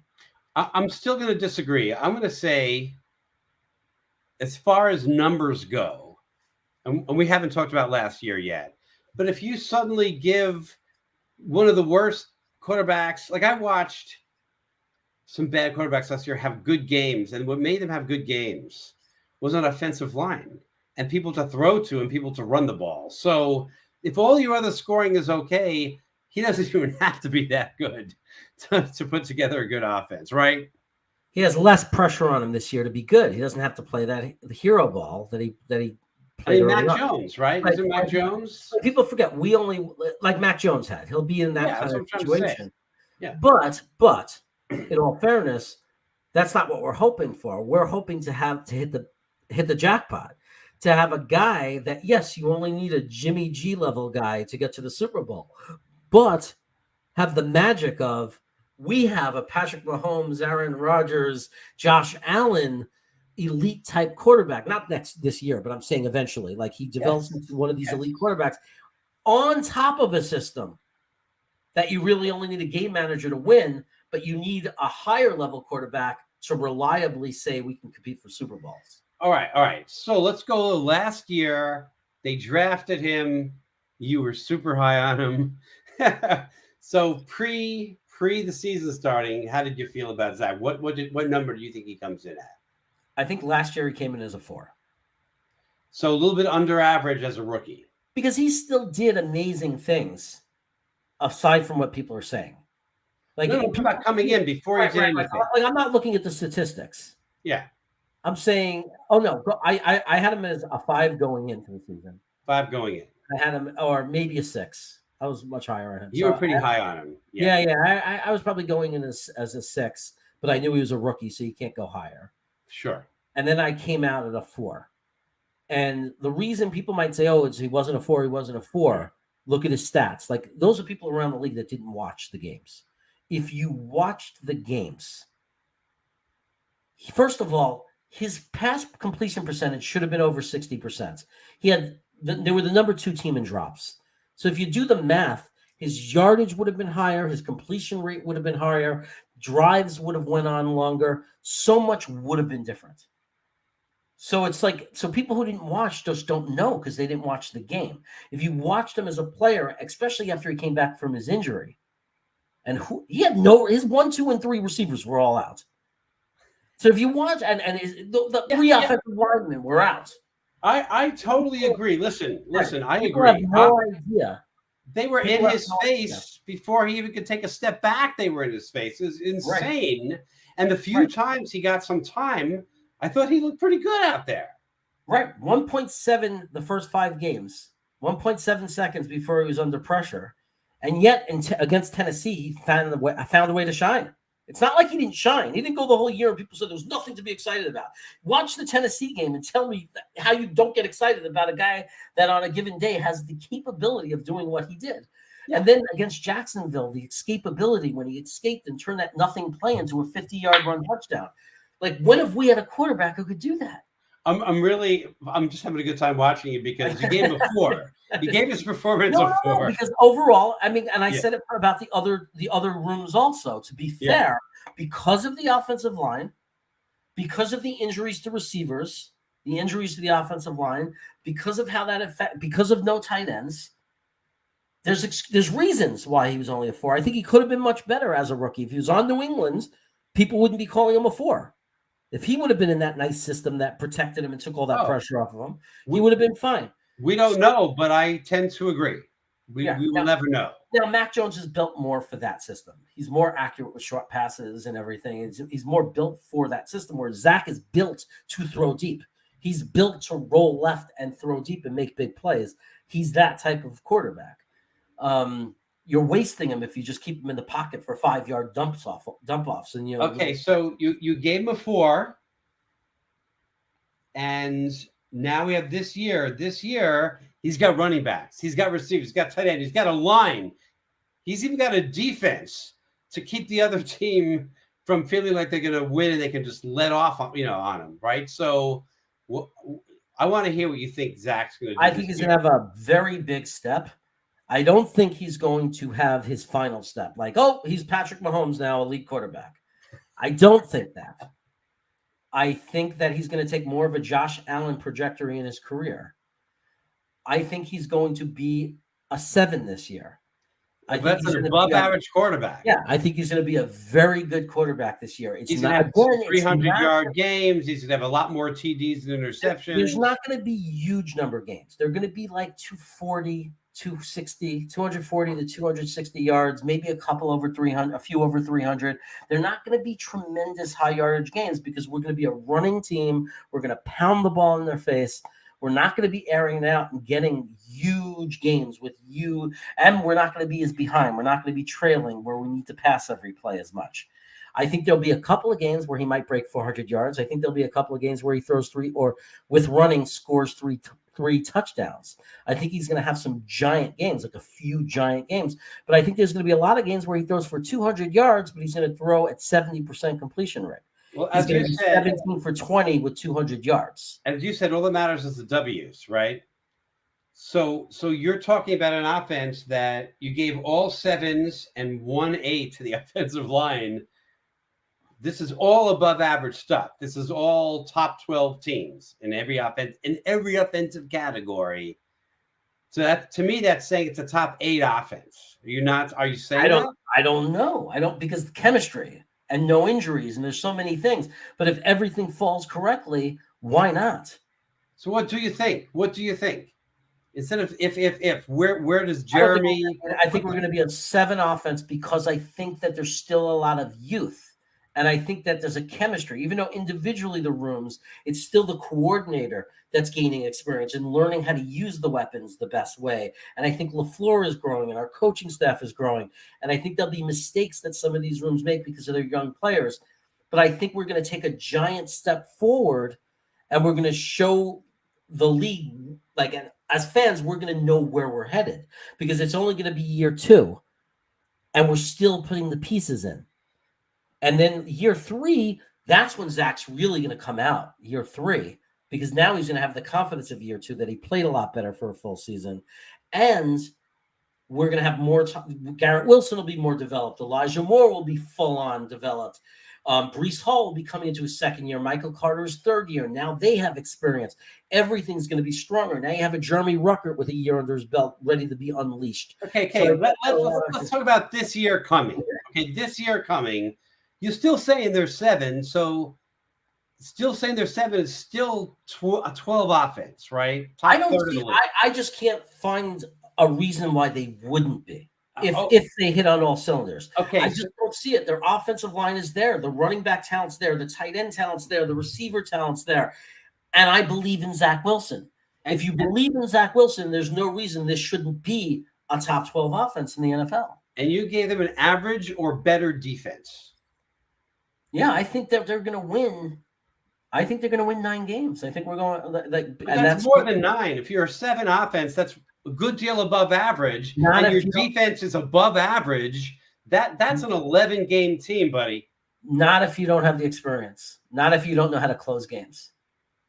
I think that they're going to play like that, but I think they're going to lose close games because of their lack of experience. Do you think on paper at the end of the season they're going to look like an 11-game win team? But they're going to only have won 9 because of dumb mistakes at bad times, not holding it together. Bad turnover timing, bad turnover, is the key. Not coming back when other quarterbacks, not coming back when other offenses ranked the same way would have come back with the last drive, those kind of things. I think where those 2 games will go, where we'll fail, and fall short of those 2 games, will be one game will be, like, at least one game you also have multiple games you lose because of turnovers. Yeah. We'll have one extra game that we lose because of turnovers and inexperience, like where someone will do something or be in the wrong place because of the system, like Garrett Wilson, or something just fails. Something fails. And then another one, I think we could easily lose at least one game because of kicker. Because we're still very uncertain. We're going to trust Finero, but we don't know 100%. He can't kick long field goals, so maybe we lose because we can't get the 50-yard field goal at the end. Or maybe we go at Zuerlein and he plays like he did in Dallas and loses us a couple of games because he loses them at the end. Also, we have a tough schedule. We play in the AFC, and we have, even our easier game, like even if New England's not as good, it's still a rivalry, and we haven't beat them in 6 years, so there's a mental obstacle to go over with them. We got Buffalo, who might be elite, might win the Super Bowl. We got Miami, who everyone's saying Tua stinks, but everybody's forgetting that Miami has a crazy loaded squad, and maybe they take Tua out and put Bridgewater in it. Maybe they're amazing with him because he played pretty well. I like Bridgewater. Yeah. So we don't have it easy. If you look at our schedule, it's really, really tough. It's hard to find 11 wins because of our experience. I'm looking forward to the next 23 is going to be different because we're going to be coming into that season, 23, 24, 25, as guys hitting their prime, veteran guys, like a great core and nucleus of great players.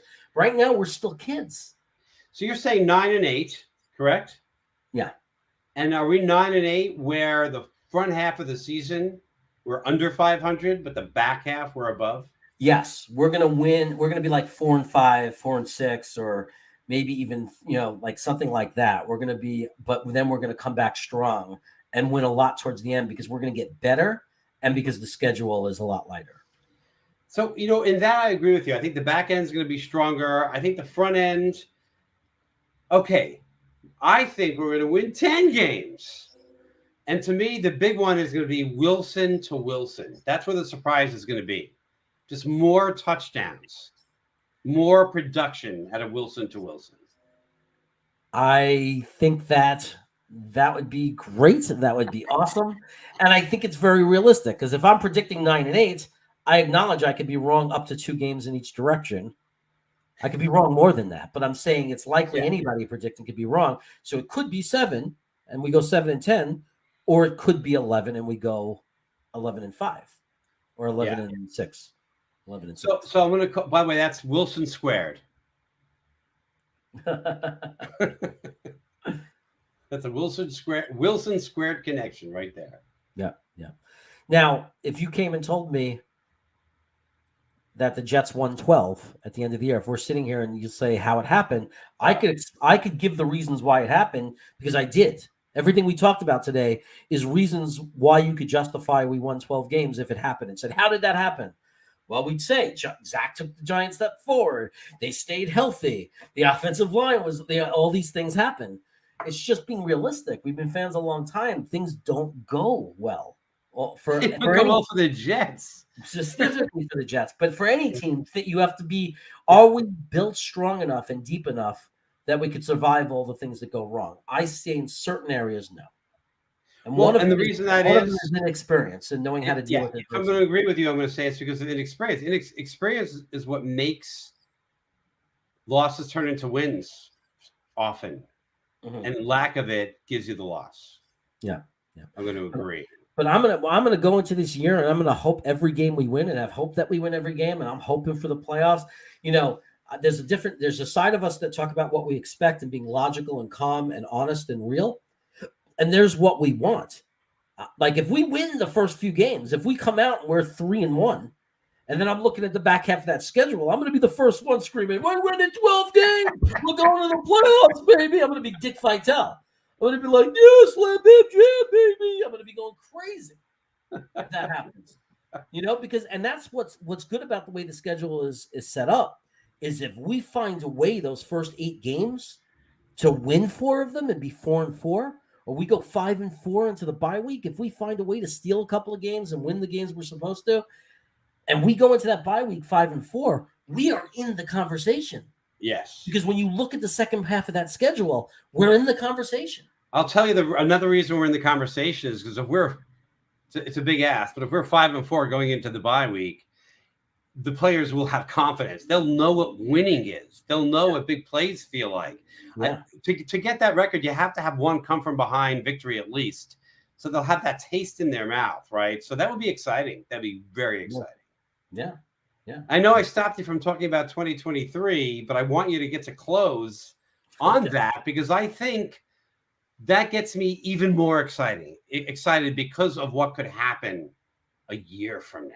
Well, that's why it can't be a disaster. That's why a disaster this year would be a disaster, because if we win 5 games this year, it's not only this year, but it means everything we're hoping things went tragically wrong. Yeah. And it means that it's going to have to be, now we got a GM and a coach that'll be on the hot seat, if not gone. Maybe you have to draft a quarterback instead of focusing on linebackers. Yeah. Something like we're going to have to start over, or it was massively disrupted. Yeah. Because we've put so much into this. We've attacked and been so aggressive that if you can't turn that and improve it and become an 8-win team with everything we've done to this roster, it's going to be very concerning. So if we get 8 or 9 wins, everything is perfect. Even though people will be disappointed possibly, overall it's perfect because we're on the track. It's the perfect way a team builds, right? 2-14, nothing. Strip down the roster, go 4-13. Now start adding on to that stripped down roster with all the capital you gained from the draft and trading guys.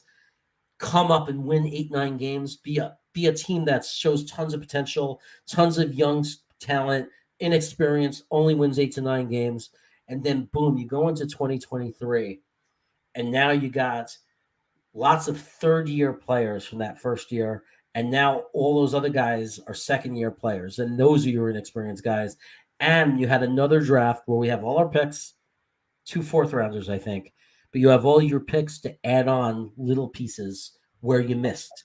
Pieces, maybe the linebacker, maybe the safety, but you could start adding on the pieces literally by position of where you missed. Yeah, so you're looking at, you might only be looking at it really would be a beautiful thing to finish above 500. But you're looking at 9-8 this year, but you're solidly looking, if things go to plan, playoffs 2 years from now.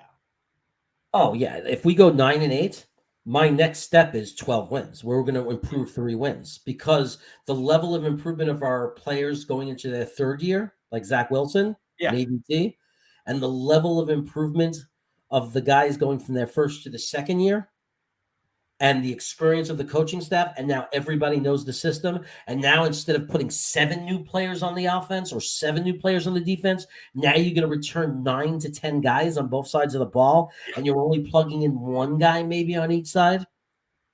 When you talk about that, you can easily jump 3 games.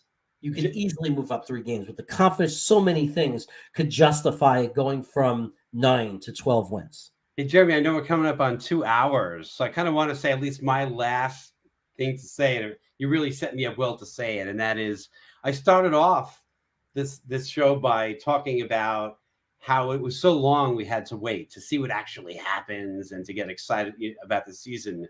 But talking to you about the future, I think that can hold me off. I think I can go until preseason just talking to you about what's going to happen, and it's exciting, man. It's exciting. I had an exciting time talking to you about it. Yeah, it's looking really good. I think so far, everything that we said last year that we thought was going to happen, there were some step backs because of injury. There were some step backs because of the offensive line for Zach. But overall, the way Zach came back at the end of the year, I think was the main thing that put us on back on track. I think everything we were excited about last year is happening. Everything we were talking about a year ago is happening. Yeah. We're continuing to do what we were excited about. Plus a great draft, pretty good pickups. We're building a real roster.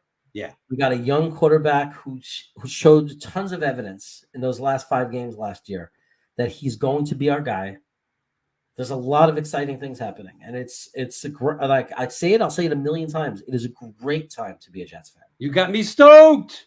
You know what? We haven't talked this way about a team since the Chargers, when you were excited, when they were starting to explode, when they got Marty Schottenheim and they had Phillip Rivers, and before they got Rivers, when they had Drew Brees and had Rivers, and we would sit and go to the games because, by the way, guys, even when they were losing, we could see.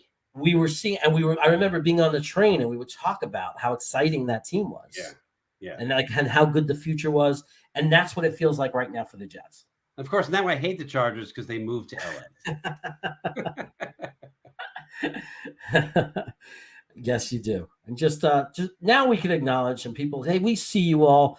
RTW, thank you so much for all of your input and for participating. You're new if you haven't, or I haven't seen you that much. So if you're new to the channel, please subscribe if you haven't. Jet Orange, please subscribe if you haven't. Thank you guys for being here. Gitmo, thanks for being here. Friggle D, thanks a lot for being here. I appreciate you guys in the chat having a conversation and adding to the show. I did steal some of the things you were saying. Stephen Engel, welcome back. Man, we used to chat all the time in Green Beans channel in the chat. I'm so glad you made it, Steve Engel. Good to see you here. And anybody I missed, Jeff Fan United, I think he left. But thanks for keeping the chat. Joe Grana, thanks for coming by. Thanks for keeping the chat all lit and excited and entertaining for you guys. I know it's fun to have a lot of people to chat with in the chat. So Mess is here. You'll be happy to know I'll be eating some pizza tonight, so I'm not going to let you down. And Jets Mess is the one that has you winning everything. Like here, like I just got to show this.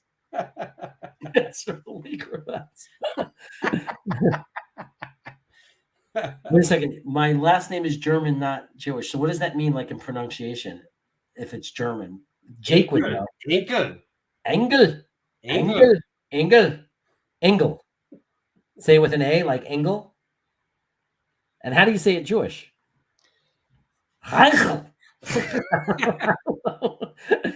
One day I'll learn how to say your name the right way. We're Stephen shitty Angel. Jews, man. We're shitty Angel. Jews. Angel. Stephen Angel. Stephen Angel. Okay. All right. I got it. You're Ukrainian. Ooh, borscht. I just had we got 3 giant containers of borscht from that famous restaurant in Manhattan because the money goes to aid and relief for the Ukraine. So they take all the profit from it, from selling borscht to that. It's like that famous place. I never remember good at the name, but it's like on 2nd Avenue and 8th Street, something with a V. They're like the most famous. Hey, send me the link, buddy. I want to get some.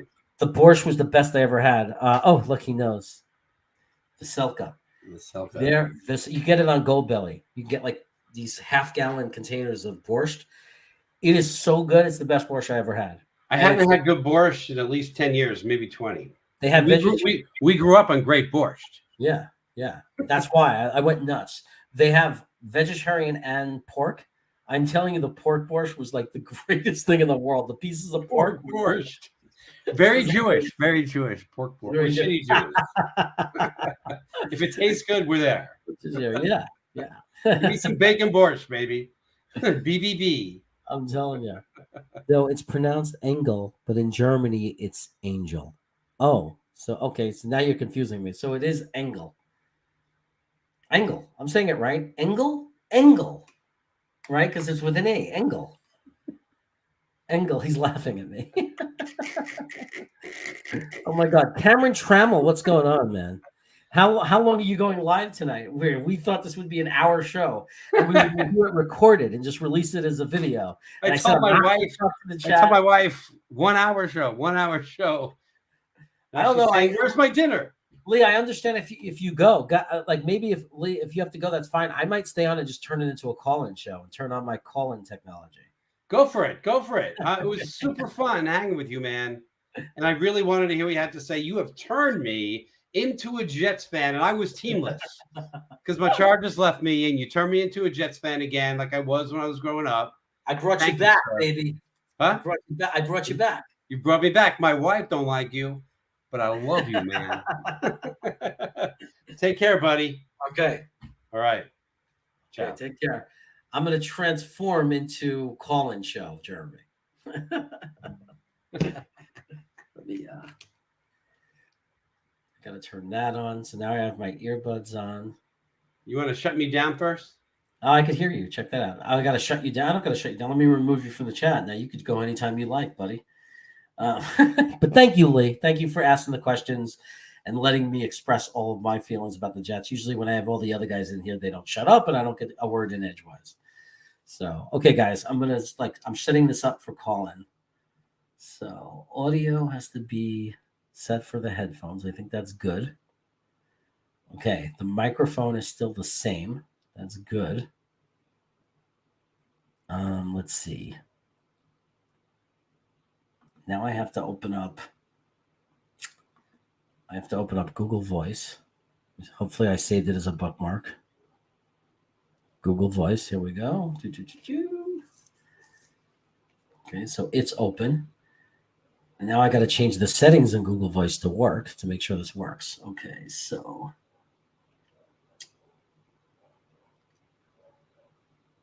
that's set up right.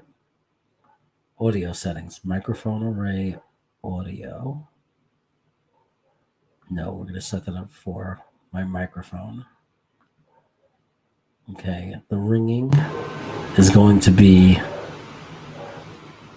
speakers. No.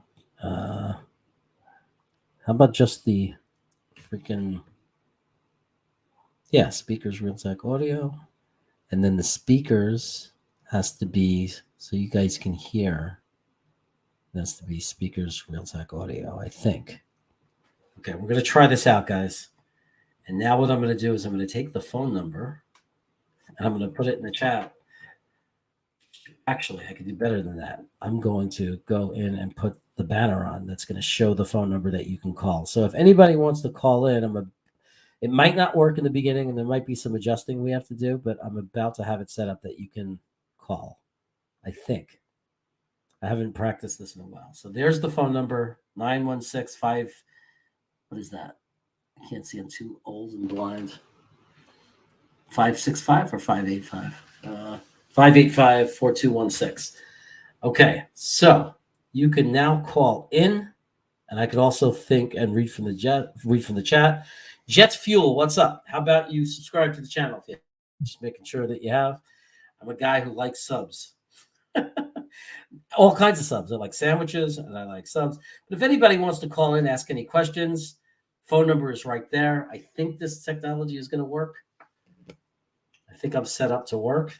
So, yeah, just call in and we'll see if it works. But so far, nobody's calling in so far. Okay. So wait a second. Your browser might prevent calls from ringing. Change your browser settings to allow voice Google to play sound. Why would that happen? It's used to work in the past. Okay. Well, I think it'll work. I don't know. You know what I'm going to do? I'm going to call it. And I'm going to see. Okay. Let's see if this works.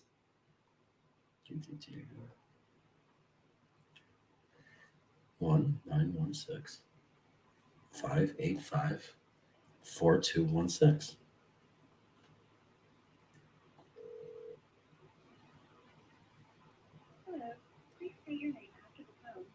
I don't think it worked. Huh. I don't know. Well, we'll find out if somebody calls in. If you try to call in and it doesn't work, let me know, okay? Borscht, my phone is gonna die. Go Jets. Oh. Wait, I think we have a call.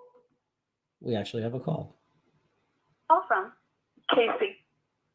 Casey? To accept, press 1. To send a voicemail, press 2.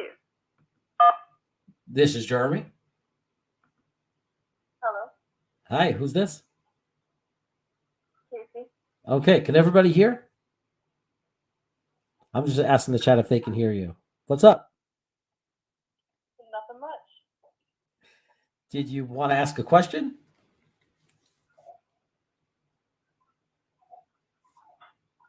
I just want to say the Jets suck. Oh, well, thank you for that. I appreciate that. We didn't know that. We were 4-13 and 2-14 the last 3 years, and we had no idea that we sucked. But I appreciate the call.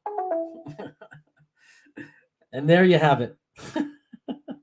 Did any of you hear that? Let me know if you heard that call. Laughing out loud. I think that means that you may have heard it. That's what you do when someone says, don't get mad when someone says the Jets suck. When someone says something bad about the Jets and they say you suck, they say that, and when they say they suck, you just respond, I know. I'm a Jets fan. And until we win, you're right, we suck. But we'll see what happens after this year, and we'll see in 2 years if you still say this. So Casey, whatever your name was, if you want to call back in 3 years, we'll see if we still suck. And you know what? We might. But then again, we might be a playoff team, and then you're not going to say we suck. The one thing I didn't get was what team they like. But do you have a question? I just want to say that the Jets suck. So when my mother and my father ask what I did today, I could say I went into somebody's channel. They were Jets fans, and I called them up and I said that they suck. But, still live? Yeah, we're live. What are you talking about? Of course we're live. That call was live. That was a live call that we got. There's 2 voicemails. I'm almost afraid to listen to them now. Should I play them? Okay, let's do a poll. I can't do an actual poll, but let me know in the chat if you want me to play the 2 voicemails that are sitting for me that I never had. Like, should I play them out loud? You guys want to hear? Because it might be kind of brutal. I don't know. It might be someone cursing me out. It might be saying that the Jets suck. Can we handle it? Let me know in the chat if you want to hear it.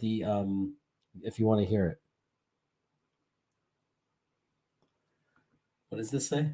Never did she call and say that, laughing my ass off. Tim Belichick's called back. No, I say you've been live streaming for a while.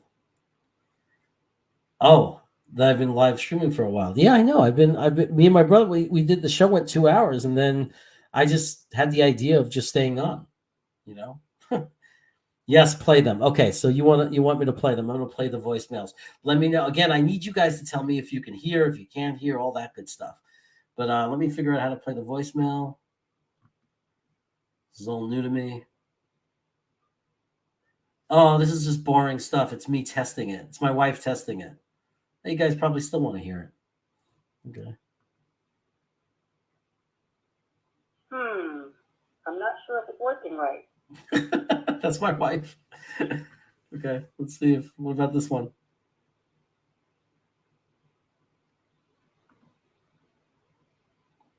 I'm not sure if it's working right. Oh, I played the wrong one. Wait a second.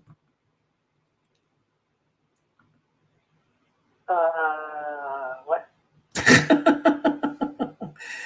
So there you have it. Those are my 2 voicemails. Well, it's better than the Jets suck. Better than that. Okay, so people asked for a long time for me to have a call-in show. They said, you got to be able to take calls. You got to be able to do this. And then nobody calls in. So it's surprising because when you call into like Long Island Joe's show, you have to wait so long to get to talk. And I guess with only 21 people in here in the stream, not many people want to talk. But anyway, you need a chicken like Ryan. Make it a flying burrito. I don't know how he does it, man. I don't know if he uses StreamYard. I thought I had all the features. I don't do the free version. I actually pay money for this, so I don't know how to do it. Like, unless he's using a different tech. I don't know how he gets the chicken to fly across the screen. But if I can ever get a flying burrito across the screen, I promise you it will happen. I will abuse it. I will use it so much better. Yeah, my wife was definitely better than that other call, right? Crazy. How many people still think that the Jets suck? That's what I want to know. I understand. Like, you got to be such a casual fan, though, to still think we're the same team we have been for the 2 years. Like, if you don't know what the Jets are doing, like, how casual of a fan you have to be. Because everybody was saying it. Like, all the media was saying, look at the draft they had. Look at the pieces they put in place. There are other teams and other fans from other teams that are honestly saying, wow, they're getting really scary. Like, that's actually happening. When does that happen for the Jets? I still say and agree that it has to happen on the field and it has to translate to wins. And I'm not going to open my mouth to anybody until that happens. But I'm not going to sit there and like call ourselves a great team or argue with people who say we suck until we actually win. You know what I mean? Like, because they've embarrassed me too many times. Too many times have I said, made a statement and opened my mouth and said how good we were. And then it just backfires in my face. So I'm just not going to do it anymore. I'm simply going to be excited. Tell people who say we suck, yes, we suck. Okay, go along, get hit by a truck, please. I'm going to, send them on their way. Not going to be bothered by it. I'm going to wish them death, but I'm not going to be bothered by it. And then I'm going to wait until we win, and then I'm going to laugh in their face. They'll all be gone and they'll all disappear. I did write down some Twitter accounts of people that I will be calling when we win. I promise you that. I will be doing that. I'll be calling people on the phone. Anyway, Douglas added 20 new starters in 3 years. It's not the same old Jets. Exactly. But they still have to prove they can win, right? And I know you, Joe, you're a grounded person. You definitely feel that way. We still have to prove it. But anybody who's basing we suck based on who we were even 2 years ago doesn't know what they're talking about. Because even if you look at the roster exactly 2 years ago, what it looked like and from what it looked like today, even if you go back 17, 18 months before free agency last year, look at our squad roster. Look at it right now today. It's a different team. Yeah, if you understand that we're building a team, but they don't understand that. But to be fair, I don't understand that about a lot of teams, right? There are teams that I might not think that are that good. Like, I don't pay attention that heavily to Detroit. For all I know, Detroit is like right on the cusp of turning it around, and maybe they're going to win 8-9 games next year. This season. Like, I don't know, because I don't focus on Detroit. But I'm not going to go into their chat and say that they suck.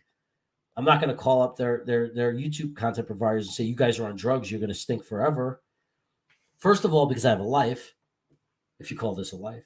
But second of all, just because second of all, because I'm not an asshole. At least I try not to be. And third, because I don't know what the hell they're doing in Detroit. So I don't know. So why would I talk on something I don't know? Every team turns it around and gets good eventually. Even us. Jets always had a hard time picking a franchise quarterback. I know. And that's why everything is so based on Zach. That's why we feel that way, right? So much is on Zach. Because we could build a really good team and a very competitive team if we miss that quarterback, but you don't build a team that is competitive for the Super Bowl year after year without a quarterback. And that's what we want.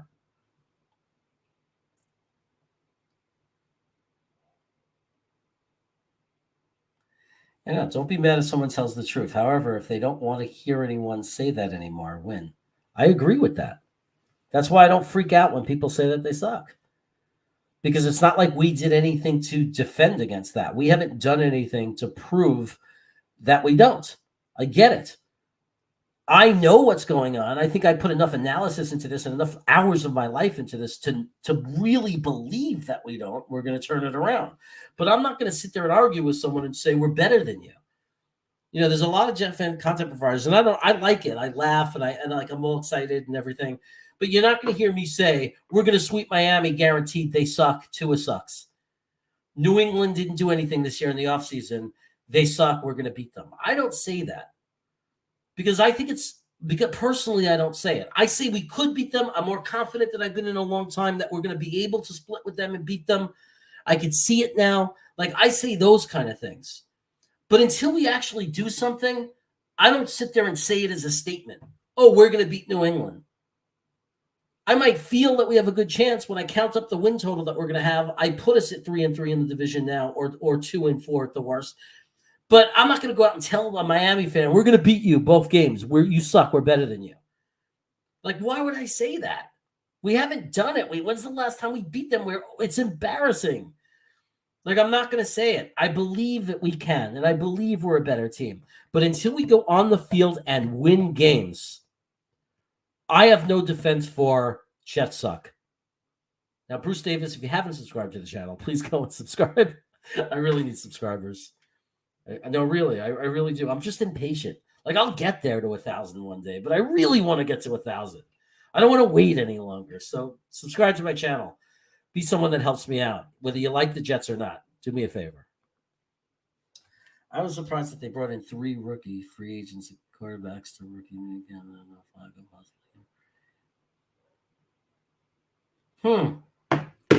Yeah, I don't know what the plan is, like, for backups. I don't know if it's just like Mike White is the long-term backup. They're hoping he could be like the Clemens of our team and just be around for a long time. Remember those days where you could have a backup quarterback for years? Maybe it was before free agency. Maybe that's why. Remember, like, White? What was his name? Not White. Pat Ryan? Is his first name Pat Ryan, right? Remember, he was the guy that came in for Richard Todd? Or he came in for Ken O'Brien when we were 10-1 and we ended up 10-6, and then he came in and he got us to a playoff game or whatever. I think it was Pat Ryan. But whatever happened to having like perennial backups? This is what I do. I am a backup quarterback in the NFL. I am not a guy who thinks I should start over the starter. I've given up and realized that I am not a guy who should be a starter, but I'm a solid guy who learns the system. I'm good holding the clipboard. I can come in and keep you in the game and not do anything stupid, and even play and have some, success. Like, why can't we just have a guy like that?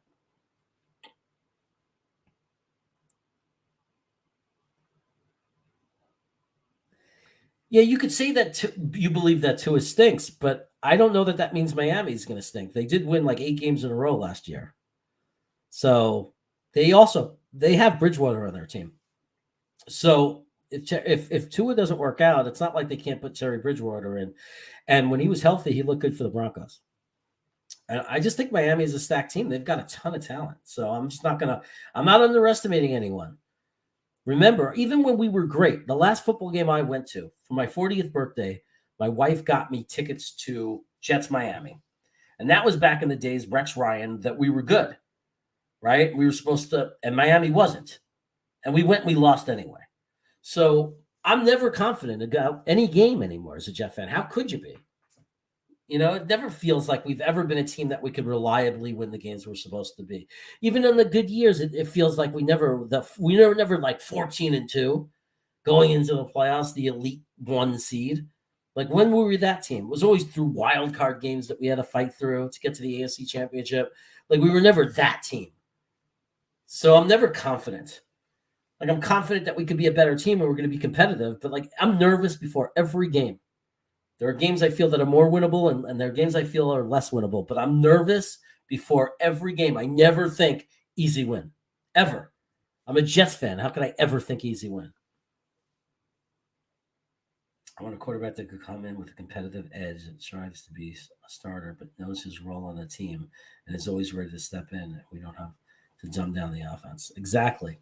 I think Michael White is that guy if we can keep him. I really do. Played horrible against Buffalo, but he's a backup. Even Zach played horrible against some teams. It's not like he had the best guys around him. Buffalo took away the short pass. They played him perfectly. They are an elite defense when they play well, and they were elite, and they stopped them. And the only thing Zach did better than Mike White against the Bills was he didn't have all the turnovers. He was safer and protected the ball better in that game. Yeah, that was the only difference. But like Michael White was fine. He's super competitive. Remember how mad he was when his hand was hurt and he couldn't get in and play again? He was so mad.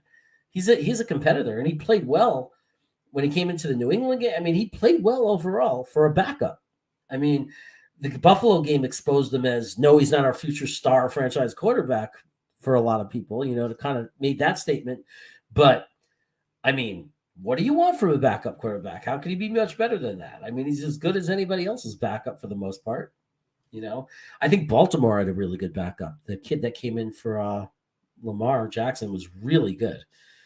So every once in a while you have a situation like that, but then you end up losing him because some team sees it and says, I'm going to make that guy my starter. Who has the better secondary, Bills or Jets? If you're talking about just cornerbacks, I believe we will prove we do. When you factor in all 4 safety, everything, I don't know if we're there yet. That has to be proven. But I don't know, man. I'll put our cornerbacks against anyone, but that's only because I'm like really drinking the Sauce Gardner. I'm drinking the sauce, not the Kool-Aid. The sauce-flavored Kool-Aid or whatever. The Kool-Aid flavored sauce. I'm drinking it. I'm a big believer in Sauce Gardner. I think he's going to be dominant. I really like this guy Reed. I like Bryce Hall. I even like Eccles as to say he's the number 4 guy. I think is special. Like that makes us special when he's your 4th guy. 2 guys would have to get hurt before he started as a boundary cornerback. I think we're pretty impressive. I'm worried about the safety position. I think Whitehead, and that's all I completely trust, but I think we have a lot of guys that could be really good. I think Pinnock could be good. I think Joyner might and could be good. I think a lot of guys could be good, but I don't know that they're good. I think we have a lot of guys in the safety room. I just don't know if anyone is a starter on that for a quality team, for a team that wants to win a lot of games. I don't know yet. I don't know what the answer is, and that's the problem I have with that room. But I love our cornerbacks. Yeah, they're good too. But I'm more confident in Gardner working out than Elam, though. I'm not saying it's impossible. Elam might end up being better. It's possible, but I'm just saying I put my money on Gardner. That's all I'm saying. But look, we have a room that's coming in. We have a room that's coming in unproven. We have a lot of unproven things that we're excited about. So should we be excited about Sauce Gardner? Of course. How can you not be excited? But can we factually say that Sauce Gardner is a top cornerback in the NFL? Of course not. He hasn't played a down in it. So it's, a lot of it is just excitement about what we could be. And we'll keep saying it. I said it 100 times and I'll say it forever. We have to prove it on the field. I'm just a believer, but I recognize that I'm being a believer. Like, if you're a Rams fan, You know that you're good. You don't have to sit there and say, I think we're good. If you're a Rams fan, you know that you're good.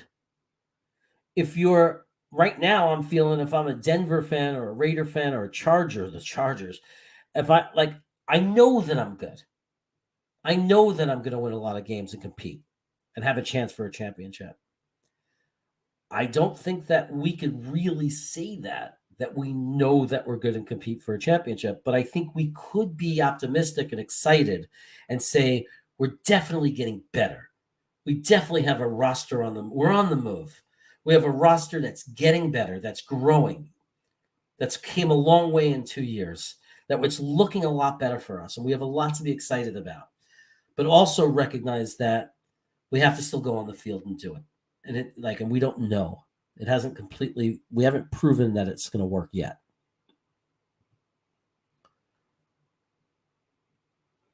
Yeah, I think that was a great idea. I wish they would have given Yeboah more snaps. I don't know why Yeboah didn't play more. He must have been awful in practice. He must have been clearly not ready. Think about it, because they give everybody else the chance to get snaps. Griffin was so good that you needed to keep Yeboah off the field. Ryan Griffin, what was that about? To me, it says that Yeboah has a lot to learn, and that's why he was more of a practice squad special teams guy. Must be. Why else wouldn't you play him? I mean, they brought him in a little at the end, and he was fine, but, he didn't light things up. He also didn't make any mistakes that I was able to say, So key question is, Bryce Hall's the number 3 cornerback, or is MC2 that guy? Eccles is a dime cornerback, possibly play some nickel formation. Curious to see if MC2 more snaps at safety. I guess that could happen, right? Because Michael Carter is a safety, in college. He can play safety. I think it's going to be a mix. I just think they're going to mix guys around. I think we're going to have a lot of different looks. That's what I think. I think sometimes he's just going to be a slot corner. Sometimes he's going to play the role of a safety. That's how I see it. Sometimes Reed might look like a safety, right, and play that kind of role. I just don't know. I think it's going to be interesting. I like that we're an innovative defense. We're not plain vanilla. The defense, we're going to have a lot of different looks, a lot of different things. It's going to be innovative, and that's what I'm excited about. It's not going to be an exact copy of any other defense that people know. That's how I feel about it. It's an unpredictable kind of thing. Has anybody noticed something about the banner behind me, the banners? I did the switcheroo. I switched them around, so now you see both Jets banners. See that? And now you can see more of the banner that Phil Adams got me, which I'm really excited about, because I wanted to show that banner off more. Phil Adams sent me that banner after the Jets played the Falcons. He went to that game in London. Dark Soldier, because I'm Jets, Devils, Yankees, and Knicks. Rare. That is kind of a rare combination. Jets, Devils, Yanks, and Knicks. You were willing to take on the Devils at the time in New Jersey, but not the Nets. No, not the Nets. Devils, okay. Nets, no Nets. Now we can see the Falcons logo clearly. But I know, but no one. But the problem was when the Falcons was behind me, everybody was like, "Why is there a Falcons banner behind you?" Because sometimes you couldn't see the Jets half. And then when this was on the other side, you saw the Yankee part, and sometimes the Giants part, and you didn't see any of the Jets part of the house divided. Now, at least when I move and get up to get something, to reach over and take a bite of my food, you could see, oh, he's a Jets fan. Look at that. He's a Jets fan. So, Yeah, the depth is amazing. Nobody can argue the depth. The depth is incredible. I mean, I thought those two young guys played pretty well last year. And to think that now it's we have 4 players that can play the boundary. And even Guidry played the boundary a little bit. So, and also we forget about that Michael Carter II was actually very, very good as a slot corner, especially for a rookie, especially for a guy who doesn't even come close probably to his ceiling of how good he can be. Wow. That must have been hard, man. Living near that, because Islander fans are loud and they hate fans of other teams. Man, I worked with a woman in this high school. She was a teacher. another teacher, and just found out I was a Rangers fan and like hated my guts. Like I changed the back screen of a shared computer in an office that our whole team shared to the Rangers, and she went nuts. Was complaining to the principal. She was like, "Where did I said? Is it going to make an HR thing because I don't like the same hockey team as you?" She's an absolute lunatic. Really, like a real lunatic. Needed help. Like I wanted to say to her, "Go see a therapist." Like you're going to make me an enemy in real life and like have it be a work issue because someone likes a different team than you. It was like, wow, people are crazy.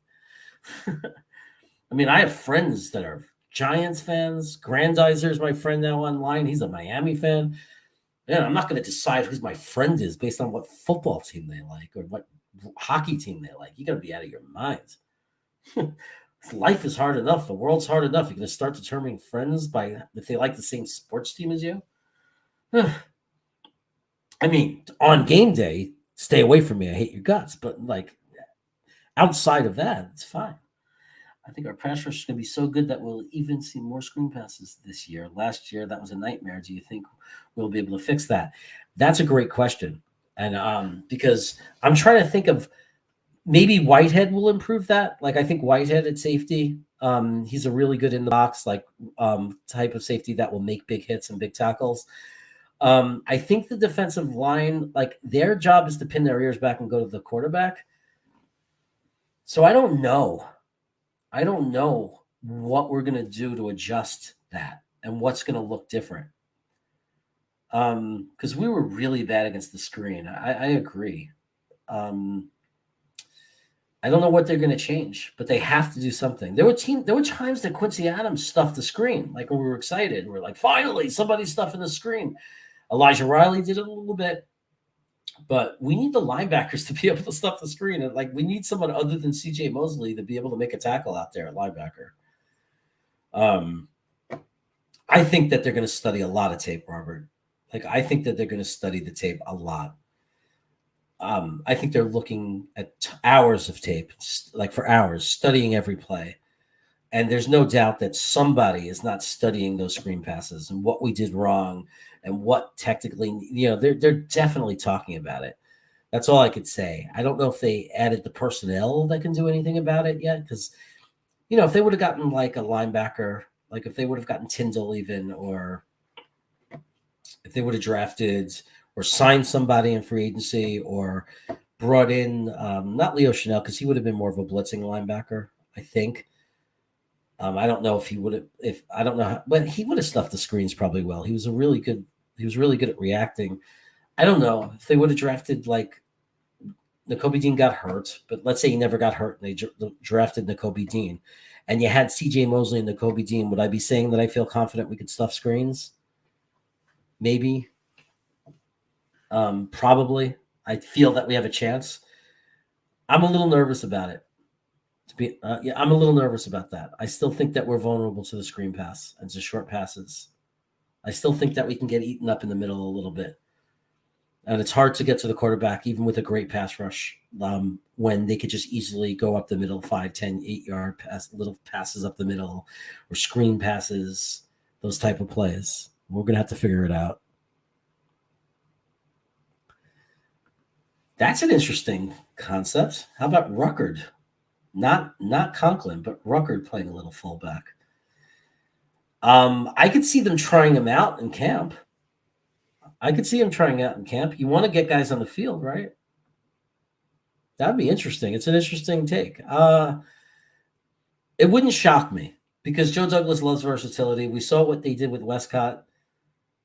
We saw what they did with him, so why not? Would it shock me? No. I haven't heard anything about it, but it wouldn't shock me. It would be fun to see Ruckert in the backfield as a fullback. He's a beast. We figured Lawson is 1D starter. I know they were going to give JJ every chance to start on the other side, but the smarter move might be to go with Huff as the starter. Put JJ with Clemens. Yeah, they might mix it up just because you want to mix up who's playing. Maybe you want JJ with somebody and then Carl Lawson with somebody. So you always have kind of like an elite guy because they do the rotation. But I think on big plays and big moments, if JJ is the second best player or if Lawson's the second best player, like if 1 and 2, is Lawson and JJ, you're going to use that combination in the right moments. Like, yeah, we'll rotate during the game and be rotating around. But when you get to that fourth quarter with 8 minutes to go and you have a 10-point lead and they have the ball and they're working their way down the field trying to get a quick touchdown, and you know they're passing and they're going out of shotgun, you know, you're going to have JJ especially when you get to second, third down, no matter what, you're going to have JJ and Carl Lawson in there if they're your best two edges, right? Now, if you're just playing first, second, third quarter, keep everybody fresh, rotate around, I could see them separating JJ and Carl Lawson and always have one of those guys in the field if they're the two best. I mean, it totally makes sense to me. What's this? It's tough becoming buddies with my Celtics Red Sox fans and knowing they root for the Pats. Yeah. I there is a part of me, like I had this friend, I don't really call him a friend, so maybe that's why it was hard to still like him and not hold it against him that he was a Patriots Boston fan, like Red Sox, Celtics, Patriots, because he was an asshole. And you know what? It wasn't because of that he was a fan of those teams, but it bothered me more because I said that asshole gets to be happy. I was like, why does he get to have all this arrogance, cockiness, and happiness? He's such an asshole. I'm trying to think of somebody I'm friends with. I mean, I'm really good friends with an Eagles fan, and he's a Phillies fan, and I'm a Mets fan, and we're good friends. I mean, it bothers me. I don't look at his Facebook. You know, like sometimes after games, like when some of his comments sting me a little. I'm like, that's his team. Just ignore it. You know, but it doesn't hurt us in our, like when we go out to dinner. Like we're not like having problems getting along. We don't talk about football at dinner. We talk about everything else in the world there is to talk about. 4-3 defense right now, starting big. You know, that's interesting because, like, do we even have 3 linebackers? I mean, I guess if Sherwood's going to be back, it's Sherwood, right? It is Sherwood. I'm not crazy. I guess it's going to be the starting 4. I guess the starting base 4-3 without any rotation, anything going on. I would guess, because it still has to be earned on the field, right? Because we have rookies coming in. I would guess it's going to be Jermaine Johnson, Quinnen Williams, John Franklin Myers, Carl Lawson. Now, keep in mind, rarely will they have those guys on. Rarely, because they're going to rotate and have mix and match. But that will be your basic. You play one play, your life depends on it. That would be my starting 4. Granted that Jermaine Johnson doesn't come in and suck. Like if he comes into camp and sucks, no. But I mean, if he comes into camp looking like the guy we drafted and they believe he's going to be great, that would be who I think is going to be the starting 4. I think the 3 linebackers will be Mosley, CJ Mosley in the middle. You got Sherwood, and you got, I guess, Quincy Williams, right? Like, who else is there? I don't think Nazeldine's going to just step in and be a starter. So I would say Quincy Williams. I keep trying to say Adams. It's absolutely crazy. I taught history, so I can't help it. But I guess that would be the starting 4 and 3. And then you'd have Gardner and Reed. And then you'd have LaMarcus Joyner and Whitehead. So that's your starting D. In an ideal standard 4-3 defense. Good. It is Sherwood. Sherwood and Naz. I don't know about Naz. Why didn't he play, though? Like, is all of a sudden, boom, now you're ready to just play and start? Like, you couldn't get a snap in. I know he got hurt, but even outside of that, he was only playing special teams. Like, why? Did he take such a step up that now he's willing, like he's ready? Like, over Quincy, who has actually did some things for us? That it's hard for me to, just see that scenario. I would love for Nazeldine just to get in and get some snaps and have some good things happen and show that he has a future and that he wasn't a wasted pick. I love the rotation. It would be awesome if all 46 play. All 46 play. I care about wins and losses. I don't care if 3 quarterbacks play in the same game to make it happen. I agree. Whatever it takes to win. Whatever it takes, whatever the best formula is to win. Now, look, sometimes it's more fun to win certain ways. because you want to win in a way that's more reliable. Like if you win because you get 3 special team touchdowns, my problem with that is, are we going to be able to win next week? Are we really going to get 3 special team touchdowns? That's my fear when we win certain ways.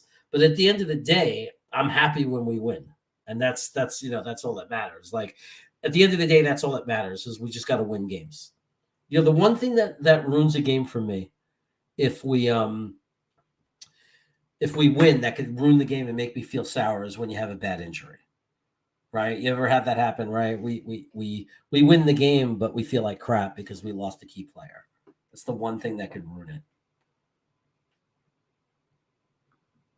But I love the rotation too. I love the amount of guys. I really do. No, he wasn't playing before he got hurt. Right, he wasn't playing. He ended up playing some special teams though, didn't he, Nasruddin? That's what I thought he was playing. Throw a wrench in that lineup, wide 9 front. Who comes out for Jacob Martin? Throw a wrench in that lineup. Wide 9 front comes out for Jacob Martin, JJ Lawson. Who comes out for Jacob Martin? I don't know. I guess it depends after watching him play. Right now, my guess would be JJ. Right? I'm not going to assume Jermaine Johnson's going to come in and be better than Carl Lawson. Game 1. I mean, I hope he is. That would be amazing. Can you imagine if he came in at that kind of level? Damn, that'd be amazing. But I don't know. People say, I'm going to admit right now, I don't know why. I'll say it because I'm repeating it. But when smart guys like Frankie say, and I think Frankie said it, that Jermaine Johnson is the most NFL ready, or maybe it was my guy Dom C who said it, that Jermaine Johnson is NFL ready, I'll repeat it and say it confidently because I trust those guys. I trust them. So they're saying that Jermaine Johnson is the most NFL or pro-ready edge. And so someone can ask me, why are you saying that Jermaine Johnson is a pro-ready edge? And I will literally say, because Frankie said so, or because Dom C told me. Because I'm not going to pretend like I don't know everything about everything. I'm just a fan like you guys. So it's like I could watch tape. I could watch this. I don't know what makes somebody pro-ready more than somebody else. Is it because of the system they played, the teams they played against, their physical attributes? Maybe because of his speed and the moves he has. I don't know. But I thought Jermaine Johnson, it's surprising for me to hear him defined that way because I thought of him as a guy that never really had the greatest coaching situation or, he had like a long path and that there's a lot more he could learn. But I think that's more Michael Clemens. That is the guy that they're saying is kind of like the uncoached one. You could be surprised at what he might learn because right now this is him uncoached. But so maybe I'm confusing that with Michael Clemens. Jermaine Johnson is well coached. I don't know, but I mean they both came from independent university at one point. They both went to JUCO, so they both lost some time and had a rough road getting to where they are now. But a lot of people say that he is pro ready. So something makes him. Why is he more pro ready than a guy like Thibodeau? I don't know. I don't know. I can't answer it. I can only say that I'm going to trust it because people I like and trust said it. Jermaine Johnson has a limited pass rush arsenal, but he is the best run defending defensive end of the first round picks, which gives him a step up on the bunch. That could be why he's pro ready, right? That could be a good reason right there. We need that. We need that. We need a defensive line that's better against the run. Let me tell you. Because that was, crazy. It's like, yeah, I agree. Quarterback pressure is the most under. Because if a quarterback just throws the ball away, and that happens to a player a lot, and you force the quarterback to throw the ball away 15 times, and another guy who might have 4 more sacks than you got those sacks, but only forced the quarterback to throw it away 3 times, that's 12 more plays that you disrupted and stopped. Right? Also, I'd rather have a guy that gets a little less sacks, but he's better at stripping the ball and causing fumbles. Because sometimes you get a sack and they get the first down anyway. But when you strip the ball and cause a fumble, that's a game. Those are game-changing plays. So there's a lot of you can't only look at like one stat too much. You got to look at quarterback pressure also, and cause fumbles and tackles behind the line of scrimmage, tackles for losses. You got to look at all those things. Jermaine Johnson had a good spin move with a good counter. to crash inside with solid burst to take advantage of tackles that click slide wide. I liked him because I also thought he had, even though people say he doesn't, I thought he had some bend. I liked the way he was able to keep his balance. Like his body could torque, and be separate than his feet. He could actually be slanted and not fall down and still come in with power. I thought he had that. I always thought maybe I just misunderstood what bend meant when people said he didn't have bends. So I was like, well, I could point out 3 highlight plays where he has bends. I don't know what people are talking about. Jermaine Johnson played like Kim Quano, and he actually beat him a few times. Also got schooled a few times, but it was encouraging. Yeah, and that's the thing. People read sometimes into one side of something like that too much, and it's like, it's okay. It's good. It's very encouraging that he could beat a guy like that. But it also, it doesn't mean everything. And it also doesn't mean everything if he gets beat by a guy like that. Like, there's nothing humiliating or embarrassing about getting beat by Evan Neal. I mean, he was a dominating offensive tackle, and that happens in the NFL too. We were talking about that last night. It happens in the NFL also. In the NFL, great edge rushers have games where they don't get any sacks, and they get owned by a great tackle. And there are games where a really good tackle gets owned by an edge. But that's one game or a few plays even. It's not the mark of an entire season. So, it's like both players can be great, right? Like you could have 2 guys go against each other in college and both are going to be great players, Pro Bowl players. But in that game, one might beat the other. Or maybe the guy gets 2 sacks, but the offensive lineman dominated him on 8 rushing plays. And outside of those 2 sacks, contained them perfectly. So on 2 plays, he got beat bad. But they could both go on to be Pro Bowlers. And just on those 2 plays, that edge did great. And if those 2 plays never happened, the edge didn't get to the quarterback, it doesn't mean that he can't be an edge in the NFL. So I agree with this.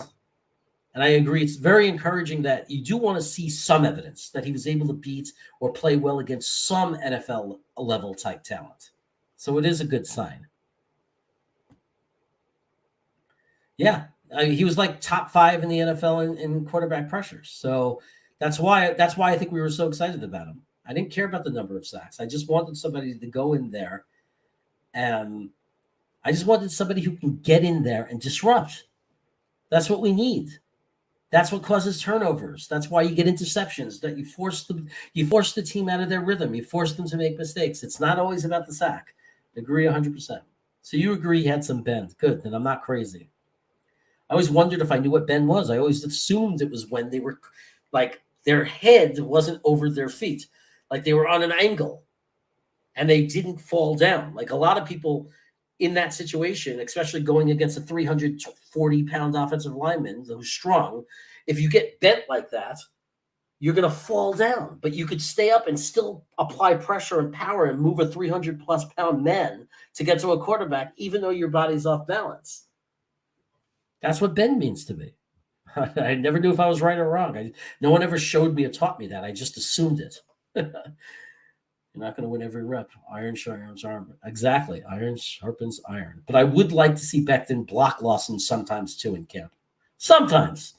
Like, oh, Becton managed to block Lawson today. Not every single play Lawson sacks the quarterback. That was concerning.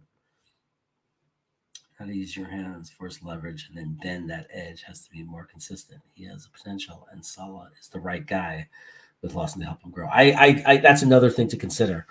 That there are some guys that can either be like you could end up in your career based on who your coach is and what the system is and who the people around you are. That can determine whether you're a 5 to 6 sack guy or a 10 to 12 sack guy. It really can. So his career could be completely changed just based on his coach, on who his coach is and the scheme that they play. Strong possibility.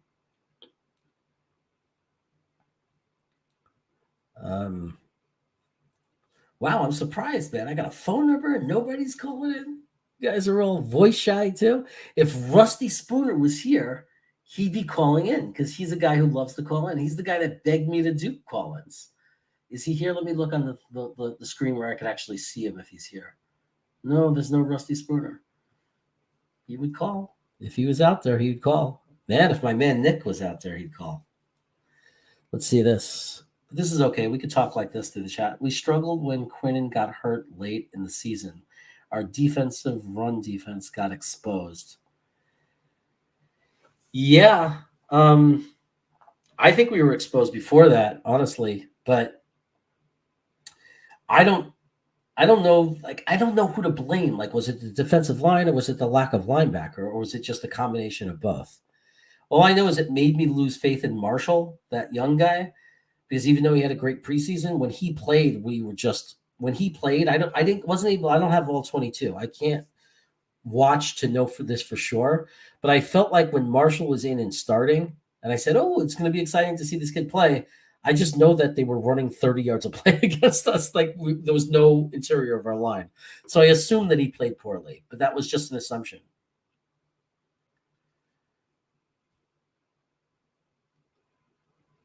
Hell yeah, you can call, man. There's a number going across the screen.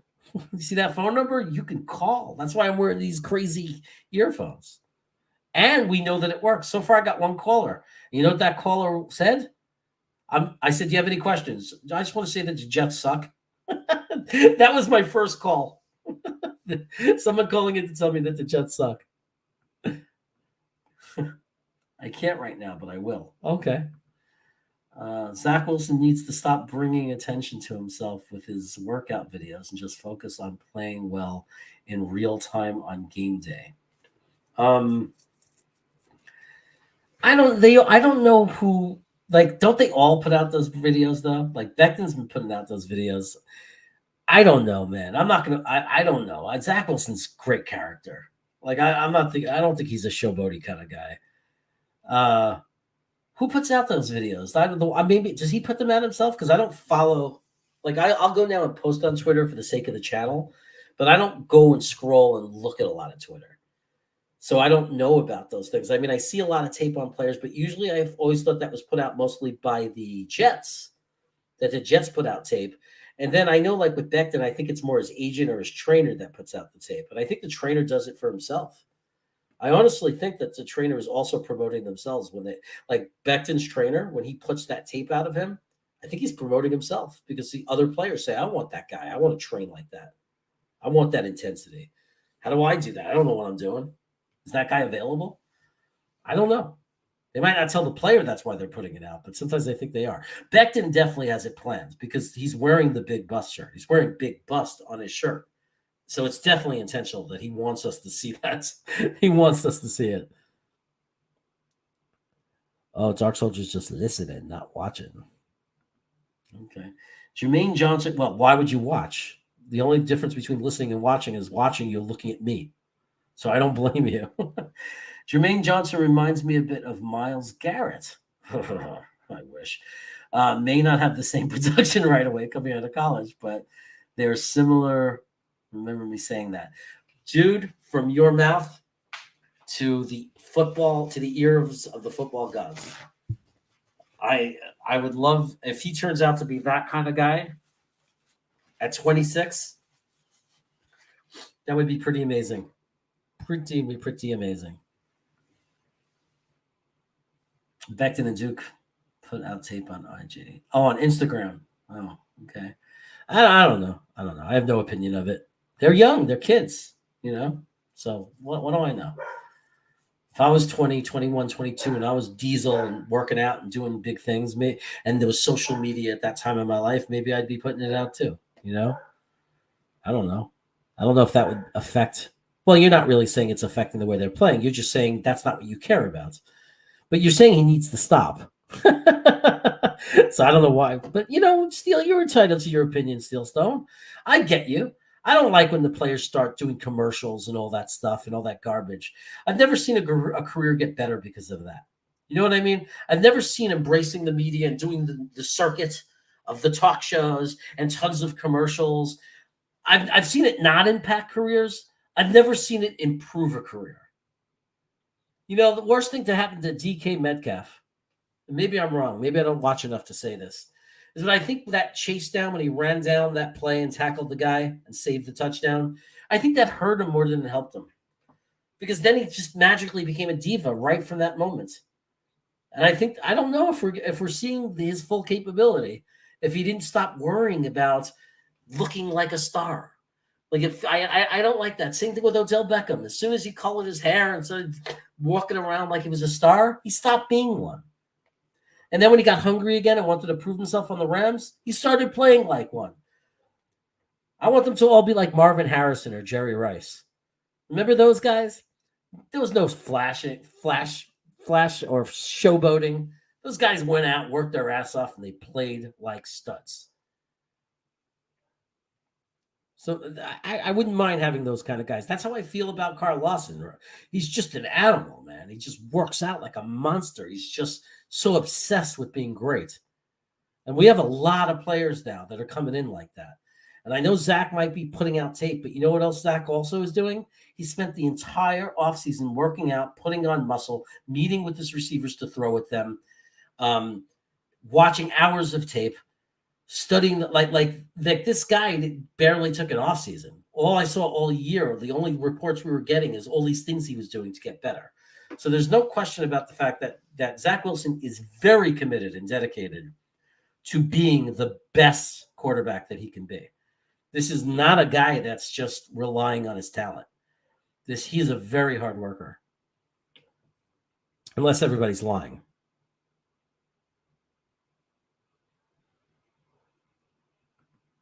The strongest attribute of Myles Garrett's game, I just think it's his anger, his nastiness.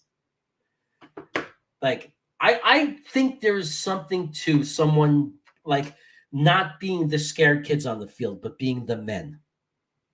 You know what I mean? Now, I don't like what he did to that quarterback, to Mason Rudolph. Like, I didn't like that. Obviously, I didn't think that was an okay thing to do. But I like the presence of men, of we're not kids in this huddle. Don't be a biatch. Don't whine. Don't complain. Don't let people push you around. Make them fear you. Make them worry when a wide receiver is coming up the middle. They're scared because they're scared of you because you're physically stronger than them and angry and you play mean and nasty and hit hard. And make them pay for every yard. Nothing's easy. No head being down in the ground. Pride, strength. When they look on the other side, they see a bunch of men. And believe me, it happens at that level because it happens at every level. I've been on both sides of that. I've been in the fraternity when we played against another fraternity in college, scared out of our minds, saying, oh, we're going to get killed, man. Those are men over there. And then we recruited and changed, and the fraternity 2 years later, it looked totally different. We had these huge guys, drunks. That's right, they were alcoholics. They came hungover to play fraternity football games on Saturday morning. And it was a totally different feel, and it gave you a totally different confidence because at the end of the day, that matters. Confidence, strength, power, not being afraid of the opponents, walking on like you're the bomb, like you're the stronger. Like you're the stronger guys, not just skill, but mentally, just to come on as the tougher guys, especially in a sport like football. Myles Garrett is that kind of guy. You're not talking trash and laughing after he hits you. You're not going to go near him and take a cheap shot and bang him in the back or bump your elbow against him. Yeah, really, you are? Good luck. That's why I like having Michael Clemens and CJ Osmo on offense, out there on offense. Like, because if somebody takes that cheap shot at Zach, do you see CJ taking that crap? You think he's not going to walk over and say something or do something? That's what it's like. That's the difference between kids who don't know what they're doing or unskilled players or guys like GVR who sit there and walk away when their quarterback takes a cheap shot like that versus remember Willie Colon, the guy we had? Remember Kevin Mulway? Remember the guys we used to have on the offensive line, DeBrickashaw Ferguson? Did those guys allow that to happen to their quarterback? Those were men. We have men now on this team. Conklin. Wait till you see Ruckert when he gets some confidence and gets some experience as a veteran. You think he's going to let people walk over his teammates? Animal mentality. That's what I like about Garrett more than anything. Myles Garrett is standing by your side. You want him on your team. You don't want him mad at you. You don't want him on the other team.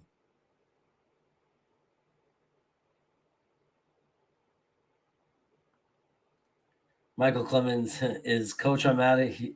Go out there and onto the field and take out that dirty player. He could be remember that guy was named Ty Domi for the Rangers? They would bring him in as the enforcer to beat the shit out of somebody. Maybe Michael Clemens will be that guy for us.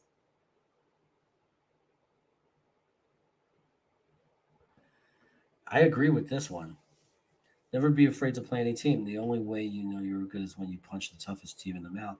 Right, and I want guys that feel that way.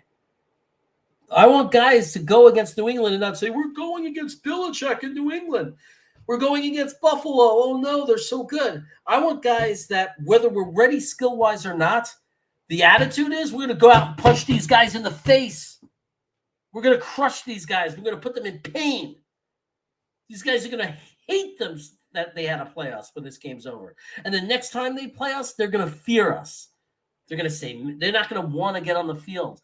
Those are the kind of players we're bringing in, and that's what excites me so much, that they're not just talent we're bringing on. We're bringing on some attitudes. We're bringing on some men. I can't wait, because I love Quentin Williams, but he's a little bit of a softie. You know what I mean? He's a little bit of a la-la-la kid, friendly, give him a big hug, big teddy bear. No, we need some – that's fine. If he's skilled, he's going to get great plays, but next to him, I want someone nasty. Behind him, I want someone nasty. We have to have enough nasty guys. And I want some arrogant, cocky, I'm not afraid to say I'm great because I'm great guys like Sauce Gardner. I want him to get in their face and say, you'll get nothing against me because I'm the best there is. As long as he works off the field and doesn't take that attitude into his life of having to show off and worrying about what everybody thinks, but he builds that reputation and builds that legend about himself on the field. You don't have to make your hair look fancy. You don't have to do this. You don't have to do that. Be a man. Just go up there and win. You want to be a bigger star. You want everyone to talk about you. You do it one way. You want to build your brand. Just keep getting better. Be amazing. Be unbelievable. Be a superstar. Be the best that ever played. That's all you have to do. You don't have to do any of that other stuff these players do to prove that you're good or special or get people attention. Get my attention. You want to get people's attention? If you're an edge, sack the quarterback 2 or 3 times. You'll have everybody's attention. You don't need to do any of the other stuff. We'll all be talking about you. Every sponsor will want you wearing their stuff or drinking their product if you get 20 sacks in a season. Do what TJ Watt did. Right? TJ Watt doesn't have to walk around in a mink coat. He doesn't have to get a special haircut. He doesn't have to do anything because he got the most sacks. That's all he has to do. Believe me, he can do any commercial, represent any brand he wants. You know, it's funny because if what happened with Anthony Barr didn't happen and he didn't screw us over, it'd be perfect. But I don't know how many fans will accept this guy. You know, like there's a lot of people who are pissed off. So I don't know if it's digestible. I personally say put pride aside. Let him, shrug his shoulders and put his head down a little and say, I'd love to have a job with you guys. And then let us put our head down and say, I guess we'll have to overlook what you did to our organization because we really need somebody on the weak side. And just do it. But I don't think we're going to because, there's also some other complaint about him I see in the chat. Does he target? Oh, no, that we're playing. Yeah, look, I'm not saying we're a dirty team. When I say be nasty, I mean we just hit hard but legal. And I say we don't back down and shrug our shoulders or look the other way. If somebody hits one of our players, we hit back. We show people you can't do that. You can't hit our quarterback late. Or somebody's going to get knocked on their ass. That's important. Make them think. Do we really want to start with this team? Because New England didn't care. Hit Zach late. These guys are puffed. They're cookies. They're cake. They're puff whatever puff cake or whatever the expression is. They're not going to do anything. So we could just knock their quarterback on the ass late. We could hit him late. We could do whatever we want. Take cheap shots at him. No one on this team's doing nothing. And they were right. Nobody did nothing. We were a bunch of kids. Who's going to do anything? We had nothing. But now, yeah, Now wait and see what happens. See what happens when Laken Tomlinson watches his quarterback take a cheap shot. See what happens when CJ Osmoa looks and sees his quarterback taking a cheap shot. Let's see what he does. Plus Conklin, man. Conklin's a badass. People don't know that about Conklin. Watch his tape. I'm just saying, we got to be the grown-ups in that game. No more of this kid stuff. We have some young kids. Protect them. Protect our younglings and let them flash their talent. But in the trenches, we're not young anymore. Like, where it matters, we're not young anymore. Like, we have people in the room on our line now, on both loaf lines. We have a tight end room. We have rooms with veteran guys. There's no reason to play like kids. There's no reason to play scared.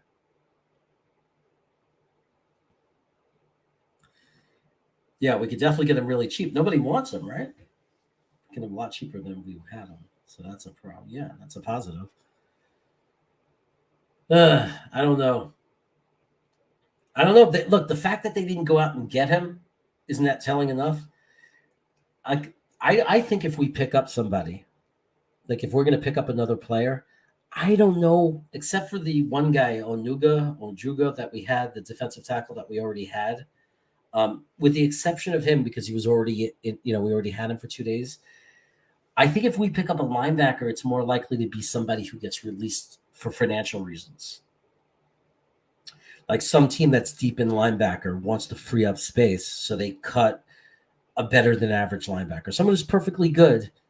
Someone who's even worth the money they were going to get paid, but they discovered their draft pick looks really good. They think we're pretty solid. We can free up this money. Let's cut this guy. Like, I think that's more likely. So it's more likely a guy we don't see as available right now if we bring in a linebacker. That's just my thoughts. Because if not, why haven't we done it yet? It looks like I have a call coming in. Let me see if I can get this on time. Hold on. Don't be late. Okay. Call from. To accept, press 1. To send a voicemail, press 2. I'm going to accept it. I don't know who it was. Hey, welcome to the show. Who is this? Hello. Hey, who is it? Hey, how are you, buddy? Just want to tell you, long time, first time caller. Name is Nicholas Shine. Just wanted to call in and say hello, buddy. How are you? What's I up, got man? a couple things I want to talk about with the New York Jets. I'm going to present them to you, and then I'm going to hang up and listen, okay? Okay. What's up, man? This is stereotypical New York sports radio call, guys. They got to call up. How you doing, all right? I'm doing good, man. It was funny because when you said first time caller, I was like going to laugh and say first time for the show, except for the one person who said we suck.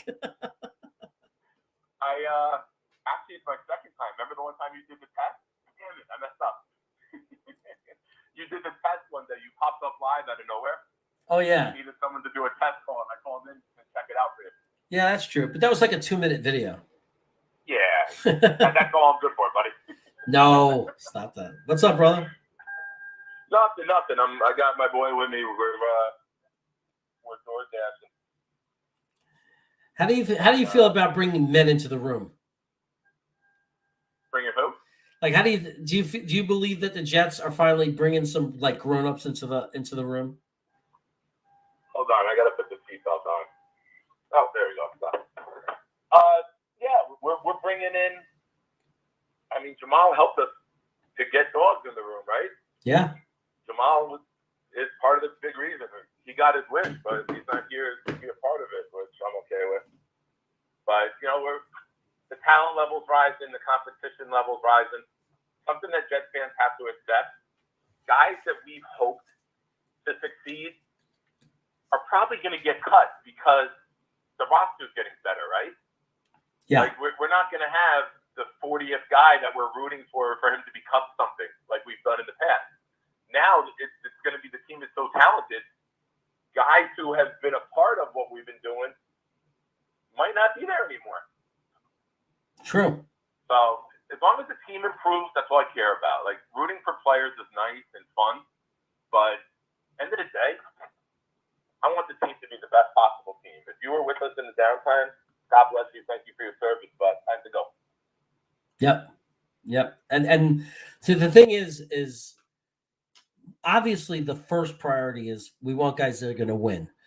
But to me, it would feel kind of nice if not only were we a team that can go on the field and win, but if somebody takes a cheap shot at our quarterback or one of our players, that the other guys are going to go in there and take care of business.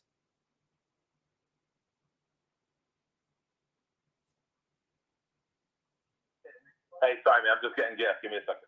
Okay. Watu-K99, what's up in the house? Good to see you, buddy.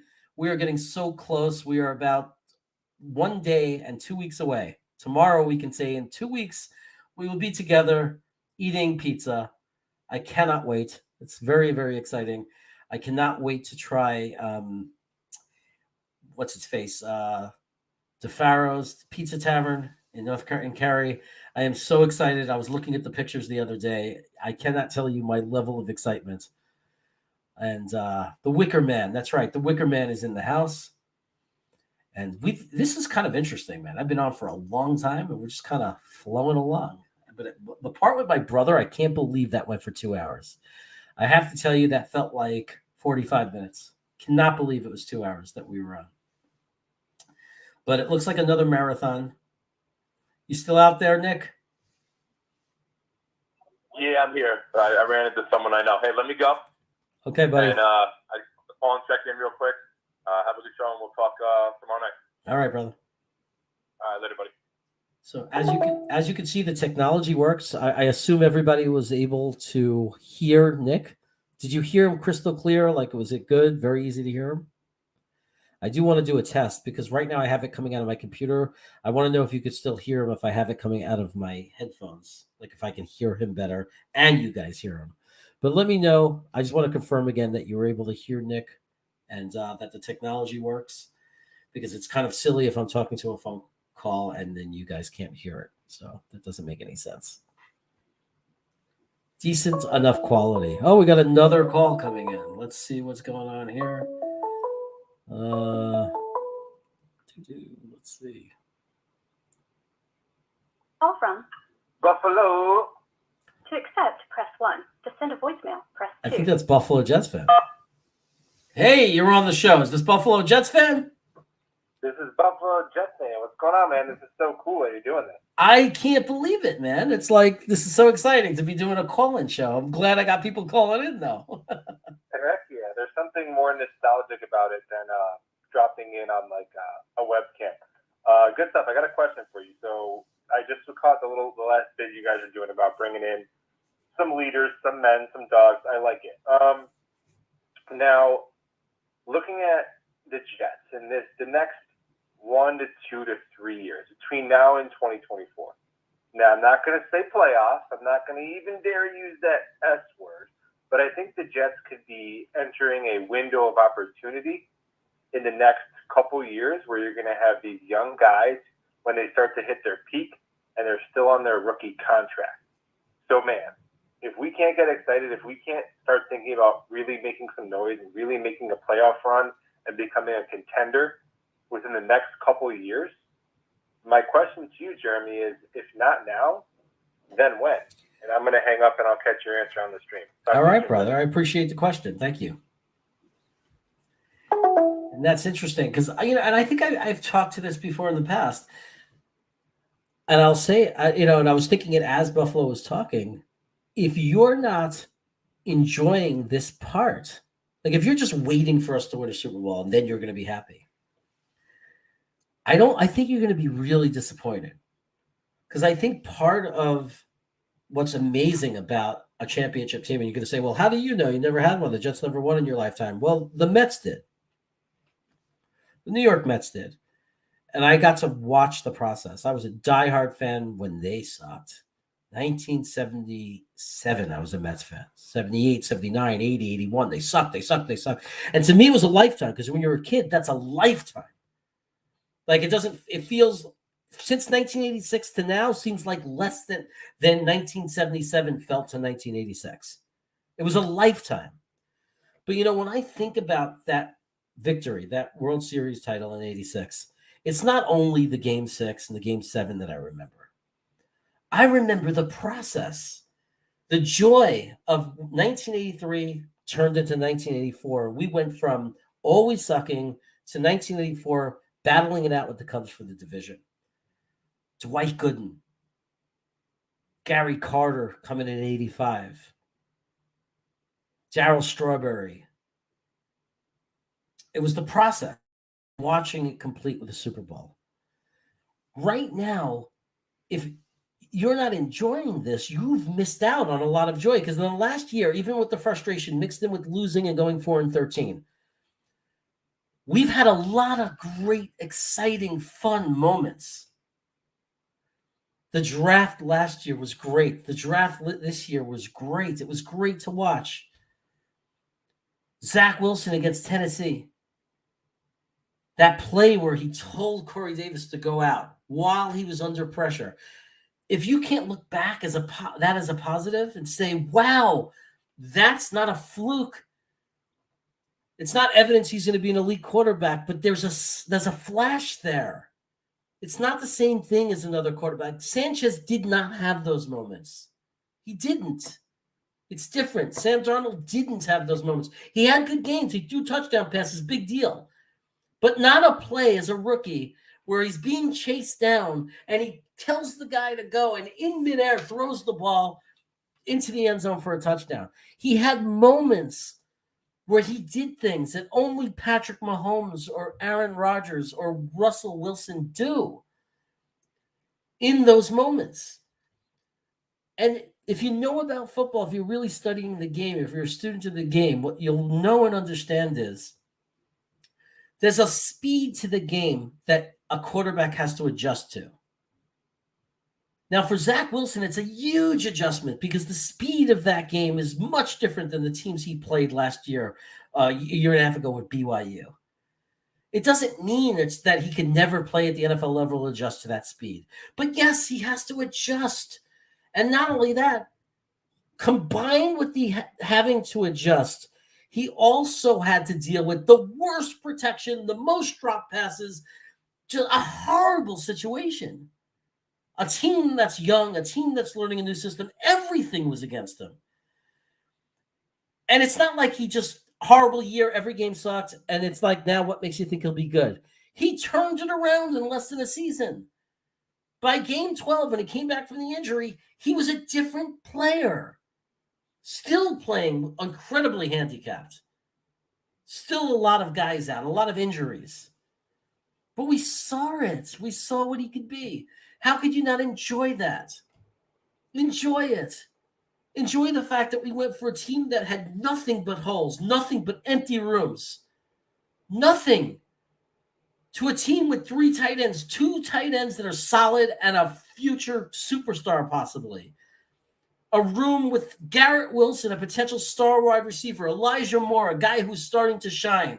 Corey Davis, the guy we signed for all that money, who's now the 3rd guy you were excited about. Number 3 on the list. Maybe you're even more excited about Berrios. Denzel Mims is now number 5. And he had one bad year, and he might never be anything, but he'd be upside. He could potentially come in, and if he realizes his talent, if he puts it all together, he could be our number 5. Breece Hall was the best running back in his class, I am telling you, for years. In all of the 80s and 90s, and even into the 2000s, he would have been a top 15 pick. He would have been that franchise running back that you grabbed, that you're excited about. And we got him we got him after getting 3 number 1 round picks, 3 first-round picks, and then we get Breece Hall. Watch the tape and get yourself excited because it's not like he's running into wide open holes. He's adjusting. He's running into a place where he stopped, and then he changes direction and explodes and makes his own hole. There's so much to be excited about. So much. We just have to stay healthy. We can't control that. We just have to hope it happens. We have to hope that it's regression to the mean. For so long, we've had so many more injuries than every other team. All we have to do is regress to the mean and become average. And it'll be so different from us. It'll be such a different story. But there's so much to be excited about. You have to enjoy this process because we know how hard it is to get to the level of winning a Super Bowl. And it's been so many years that what pleasure are you getting out of football if you can't enjoy when good things are happening to us? It sucks that we didn't win a Super Bowl in 2009 and 10 and 11 or those years and we didn't take advantage. It sucks. But we still had a great time, didn't we? It ended in heartbreak, but we enjoyed it. Well, aren't you excited that we're gonna have something to enjoy again? That week 5, I'm not going to tell my wife, well, fuck football season. You got me. We can go on with our lives. We can start making plans. We can go wine tasting on Sundays. Sunday is back on the calendar because I'm not throwing away opportunities to have fun and have a life for a team that stinks and has no chance. That's over. You know how long I've waited to be back? To sit there and on Sunday be excited and believe we could win and be excited about the players and wanting to see them play? Enjoy it. Enjoy it. This is the part you have to enjoy because we might lose because of a turnover in the Super Bowl or in the AFC Championship game. And it might not happen that we win the Super Bowl. And you can't live your life without pleasure and joy. So you have to enjoy those positive things. You have to have hope. That's the whole point of being a fan. If you don't have hope, what's the point? Just stop watching and do something else with your life. I mean, that's the only thing that we have is hope. Anyway, I hope that answers your question, Buffalo. Zach was never told to let the game plan would allow him to be him, but he tried to be the hero until ultimately. Yeah. Sometimes you have to see something to buy in. And you can't blame him. That's what he was at BYU. He carried his team. It's his instincts. You have to change your instincts. You have to go against your instincts. Your instincts tell you I have to win. I have to score. I'm going to run away and I'm going to find time. I'm going to buy time. I'm going to find the guy. I'm going to throw a rocket to him and I'm going to put this team over the top. And in the NFL, you just can't do that. One day he might. A few years of experience, he might be able to carry a team. But not as a rookie. Not as a rookie. As soon as he stops having to think, as soon as he stops thinking, as soon as he's just worried about the progressions finding the open guy, and he, like, you saw that? Did you see in the moments where there was no thinking? The pressure in the pocket, and he just let go, and there was a play where the guy was running out of bounds. It was like a bullet into his chest right as he stepped out of bounds. There were some throws he made that were like miraculous. They were like as good of throws, like they were Aaron Rodgers throws. The most beautiful, perfect passes in the most impossible situations, quickest release, just the most unbelievable plays. And those were the plays where he wasn't thinking. Like he wasn't thinking about it. He was just in the pocket, and the throw was all his instinct. It was all just internal, and he just let it happen. What he was thinking about was progression, reading the defense, finding the guy, spotting it, throwing the ball to the right place, and not thinking about the accuracy of the throw. He was so much worse when he had time, which like short passes, when he was throwing these little, and it was just missing because he was thinking about the throw because his confidence was impacted. When he wasn't thinking about the throw, when he was telling his guy, Corey, go deep, while the linebacker was chasing him, and he jumps up into the air and throws it 45 yards in the air into the end zone for a touchdown. That's when he makes his best plays, when he's not focused on the accuracy, when he's focused on just making it happen, doing his job. Am I getting overly excited? The chaos is coming out. The chaos is coming out. I'm telling you, man, it's going to be good. There's some good times ahead.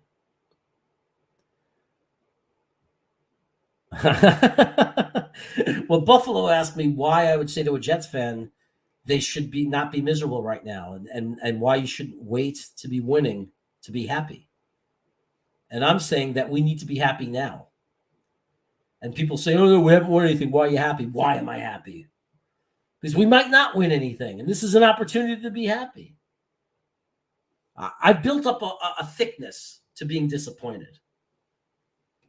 Believe me, I brush it off right away. They broke my heart enough times. I can handle if they come out and they stink. I can handle it. I can brush it off, brush it off, brush it off, brush it off, because I'm so thick-skinned. I've had them do it so many times. I'm not worried about it. I'm not worried about being heartbroken again because they've broken it. I'm just ready to win. Root for them to win, and if they lose, it's the same old, same old. I've lived through it before. I've been to that. What did they say? I've been to more than one rodeo. I'm not afraid of losing anymore. That's what the Jets need to be. Is like they need to clean out that old way of thinking, that old mindset. Don't be afraid to lose. You lit the fire. I lit the fire. I inspired one of Jeremy's greatest rants. That was gold. I hope you recorded it or you use it in some way then, if it was gold. I'm glad. I never see it as gold, so thank you for the feedback and saying it was gold, because I don't know how you are watching your own tape or your own videos, but nothing I've ever done feels like gold to me, except maybe 8 days ago on that Friday night. That I could admit. Even I could look at that and say, yeah, that was gold. But that wasn't me, that was different. No expectations, simple excitement. If they succeed, but won't get upset if they don't. Sounds horrible, but 4 decades is enough. It's hard to I'm trying to only take the positive of it. Like in other words, if it doesn't work out, I'm gonna say at least because most off seasons I'm like, what are they doing? We suck and we're still gonna suck. I'd rather have I love what they're doing. I think we're gonna be great and suck. Because at least I could say, well, there were a couple of months there where it was really fun. Last year was a lot of fun up until 1-4 or whatever. When we lost against Atlanta, it stopped being fun. I thought if we beat Atlanta, I said, maybe we could be in the hunts. Maybe something could happen. Maybe we could win 7 games, 8 games and be really excited. So it got less fun after the Atlanta game. But there were moments. When Zach played better, that was great. When Elijah started scoring touchdowns, that was great. There were moments. But there was a lot of fun up to that. It was a lot of fun. Part of it is you guys and this and Green Bean and a lot of that and finding this whole Jets community. It made it more fun. And this offseason has been the funnest ever. I made so many new friends. Buffalo, Tigo, Dom C, Watu K99. Just endless of just making friends. People that I will, when we're near each other in proximity, we will actually meet up and hang out. That's a great thing. Nick, how can I forget Nick?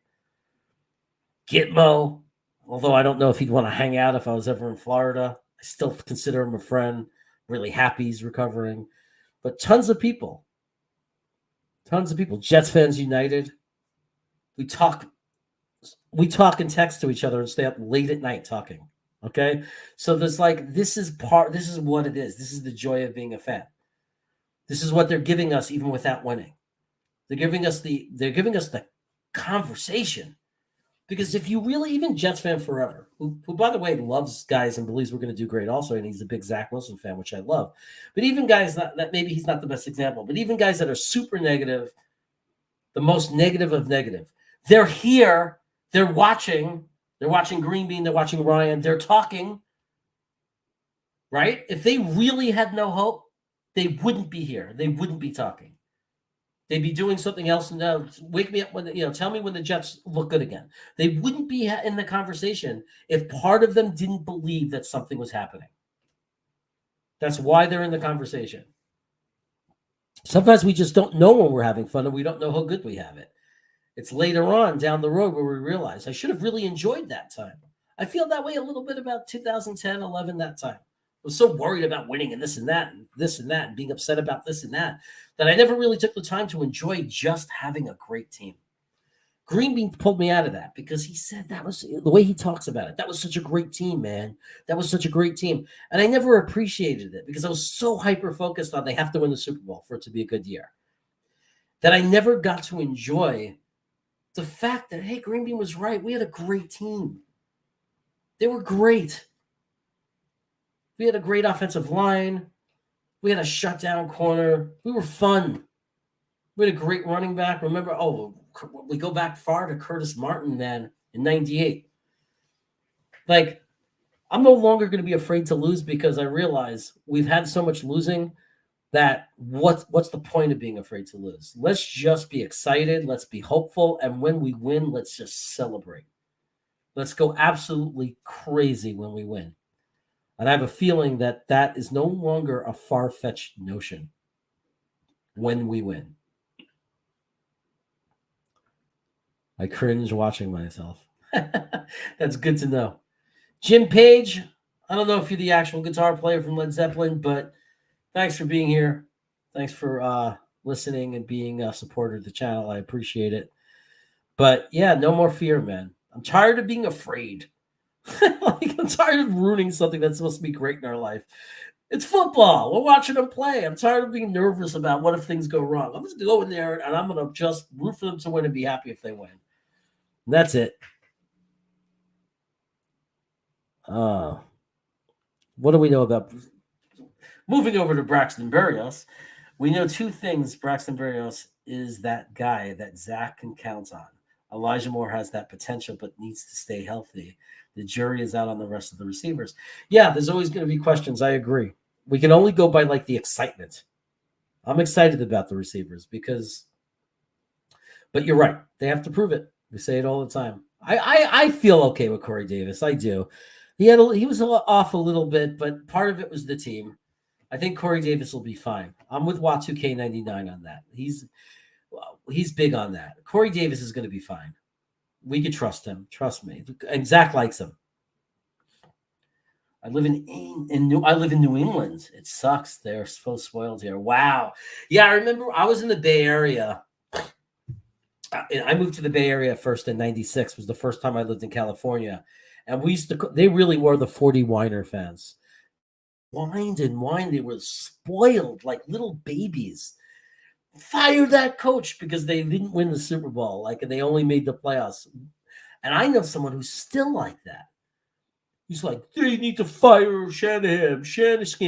He's horrible. The Niners stink. I go, why? Because they didn't win the Super Bowl. He goes, that's right. We have expectations here. We're not the Jets. I'm like, expectations? You haven't won the Super Bowl since 1994. So is firing coaches and having expectations to win the Super Bowl is the only good thing every year working? I was like, get out of it. Snap out of it. The 1994 49ers are a piece of history. Focus on your team now and appreciate the fact that they're winning. Appreciate the fact that you went to a Super Bowl and an NFC Championship game. You went to 2 Super Bowls in the last 6 years and an NFC Championship game. Maybe not 2 Super Bowls in the last 6 years. How long ago was that they were in against the Ravens? Whatever. In the teens of the 2000s. Modern history. They were in 2 Super Bowls and 3 NFC Championship games. So they're little babies. So glad the Bruins lost tonight. Haha. Isn't it to the Rangers play tomorrow, right? They won and now it's game 7. So I'm excited about that. When you hear Adam Rogers stinks, laughing out loud. What are your expectations? Yeah, that's what I'm saying, Clutch. I expect Corey Davis to come back strong because he's not going to be carrying the weight of the world on his shoulders. He can relax now. There'll be an offensive line that might actually be able to block for more than 2 seconds. So I think I'm expecting Corey Davis to be fine. A solid receiver.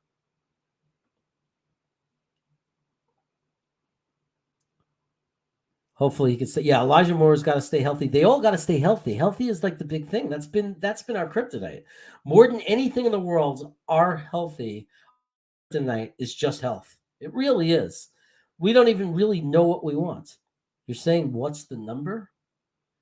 It's going across the screen on the banner. 916-585-4216. 916-585-4216. If that's what you're asking for, if you're asking for that number.